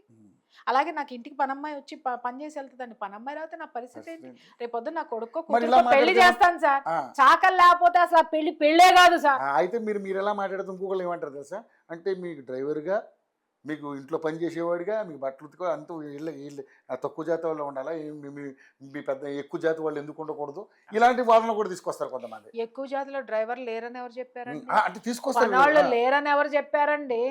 అంటే మీకు కనిపించే సోకాళ్ళు నలుగురినే మీరు దృష్టిలో పెట్టుకున్నారు. వాళ్ళ మీద కసితోటి జాతి మొత్తానికి ఇది చేస్తే, ఇప్పుడు ఈ మా కమ్యూనిటీలోనే అడుగు తినే వాళ్ళు ఎంతమంది లేరు? బ్రహ్మాండంగా. ఓసీల్లో ఎంతమంది లేరండి? ఎవరు వాళ్ళకి చేయూతనిస్తున్నారు? ఇంకొక మాట, ఓసీలు ఎందుకు ఎదుగుతారో చెప్పమంటారా? రిజర్వేషన్ లేవు, వాడికి ప్రభుత్వం నుంచి వచ్చేటటువంటి ఫ్రీ పథకాలు ఏమి ఉండవు, వాడికి భయం, నాకు ఎవడు లేడు, నేను అనాథని, కాబట్టి నేను బలంగా తయారవ్వాలి, నన్ను నేనే బిల్డ్ చేసుకోవాలి. This is the secret. This is the secret. వీళ్ళేంటి, ఎవరి మీద ఆధారపడి బతకాల్సిన అవసరం లేదు. ప్రభుత్వం మాకు ఇవ్వాలి. ప్రభుత్వం ఎన్ని ఇస్తుంది సార్? ప్రభుత్వం నీ జీడిపి ఎంత ఉంది, నువ్వు ఎంతమంది జనం ఉన్నారు, ఎన్ని ఉచిత పథకాలు ఇస్తుంది? అరే వాగ్దానాలు ఏ ప్రభుత్వం అయినా గెలవడానికి ఇస్తుంది, తీర్చేవి ఎన్ని ఉంటాయి? మనం కడుతున్నాం సార్, పుచ్చుకున్నవాడు కట్టట్లేదు సార్, అది సస్తున్నాం కదా. నేను పొద్దున్న లెగిస్తే నా బాధ అదే, అరే నేను సంపాదించిన దాంట్లో 30% ట్యాక్సులకి వెళ్ళిపోతుంది. వినండి, 30% ట్యాక్సులకి వెళ్ళిపోతుంది. ఆ తర్వాత నా జీతాలు కానీ లేకపోతే నా ఇంటి అవసరాలు కానీ ఎంత పర్సంటేజ్ వెళ్ళిపోతుంది? ఏం మిగులుతుంది సార్ నాకు? మరి నేను ట్యాక్స్ తగ్గొచ్చుగా, కానీ నా మనసు ఒప్పుకోవాలి కదా. ఇప్పుడు నేను ఒకరిని క్వశ్చన్ చేసేటప్పుడు ఎంతో కొంత నేను కూడా నిజాయితీగా ఉండాలిగా, ఉన్న తర్వాతే కదా మాట్లాడాలి. నా బాధ్యత నేను నిర్వర్తించినప్పుడే కదా నాకు వాయిస్ వస్తుంది. ఇది ప్రతి ఒక్కళ్ళు కొంచెమన్నా ఫీల్ అయితే డెఫినెట్గా సర్వే జనా సుఖినో భవంతు. నిజంగా అండి, నిజంగా మీరు అన్న మంచి వ్యాలిడ్ పాయింట్స్ అన్నీ కూడా అదొక్కసారి జనం కూడా ఆలోచించాలి. సరే, పొలిటీషియన్స్ వాళ్ళ రాజకీయ లబ్ధి కోసం మనుషుల్ని ఏ రకంగా ఉపయోగించుకుంటారు. దయచేసి అట్లాంటి ట్రాప్లో పడకుండా మనం సమాజంలో ఏ విధంగా బిల్డ్ అవ్వాలి, ఎలా బతకాలి, ఎలా మనం రూపాయి సంపాదించుకోవాలని దాని మీద కాన్సన్ట్రేషన్ పెడితే మనల్ని మించిన తోపు ఎవడ ఉండడు. కాబట్టి ఆవిడన్న మాటలు 100% నేను కూడా ఏకీభవిస్తా. నిజంగానే ఇప్పుడు మార్వాడి వాళ్ళు నిజంగానే మన మీద దాడి చేసో మన మీద పెత్తనం చెలాయిస్తే మనం సహించాల్సిన అవసరం లేదు. బట్ వాళ్ళు వ్యాపారాలు మాత్రమే సార్ చేసుకుంటారు. వాళ్ళు దాడి చేసి పెత్తనం చేస్తే ఫస్ట్ తిప్పి కొట్టేదే మనం అదే అంటున్నా. మనం ఓసీలే, అంతే. ఓసీలకు పడదాం. అవును. ఎందుకు వాడి మీద ఇంకొకటి వచ్చి పతనం చేస్తే ఎందుకు ఊరుకుంటాడు? ఎస్. అస్సలు ఉన్నాం, ఎందుకంటే అహంకారం అవును. వీడికే ఎక్కువ ఉంటుంది. డెఫినెట్లీ. సో మనం అస్తిత్వాన్ని కాపాడుకోవడం కోసం ఫైట్ చేయడంలో తప్పలేదు. బట్ అనవసరమైనటువంటి రాద్ధాంతాలకు మాత్రం పోయి దీన్ని పెద్దది చేయకుండా అందరూ సమయం పాటిస్తే బాగుంటుంది అనేది మన ప్రియా చౌదరి గారి యొక్క భావన. సో దాన్ని అందరూ కూడా ఒకసారి ఆలోచన చేయండి. కామెంట్లు మాత్రం చండాలంగా పెట్టకండి. మీకు ఆడకూతురు ఉంటారు, అది కొంచెం లేదు సార్, ఇప్పుడు మీరు టీ ఆఫర్ చేశారు, నేను నో అని చెప్పాను, అది ఏమవుతుంది? మొరిలో పోతుంది, లేదా ఇంకొకరు తాగుతారు. నాకైతే రాదుగా. అట్లాగే నేను పట్టించుకోను, మీరు పట్టించుకోను. వాళ్ళది వాళ్ళే తీసుకుంటారు, మళ్ళీ ఎత్తుక్కుంటారు. నేను పెట్టాను కామెంట్, ఇంకెంతమంది తిట్టారని వాడి తిట్టు వాడే చదువుకుంటాడు. చాలు. రైట్. అది ఒకసారి గ్రహిస్తే మనందరికీ మంచిదని నేను కూడా కోరుకుంటున్నాను. Thank you so much madam. What studio.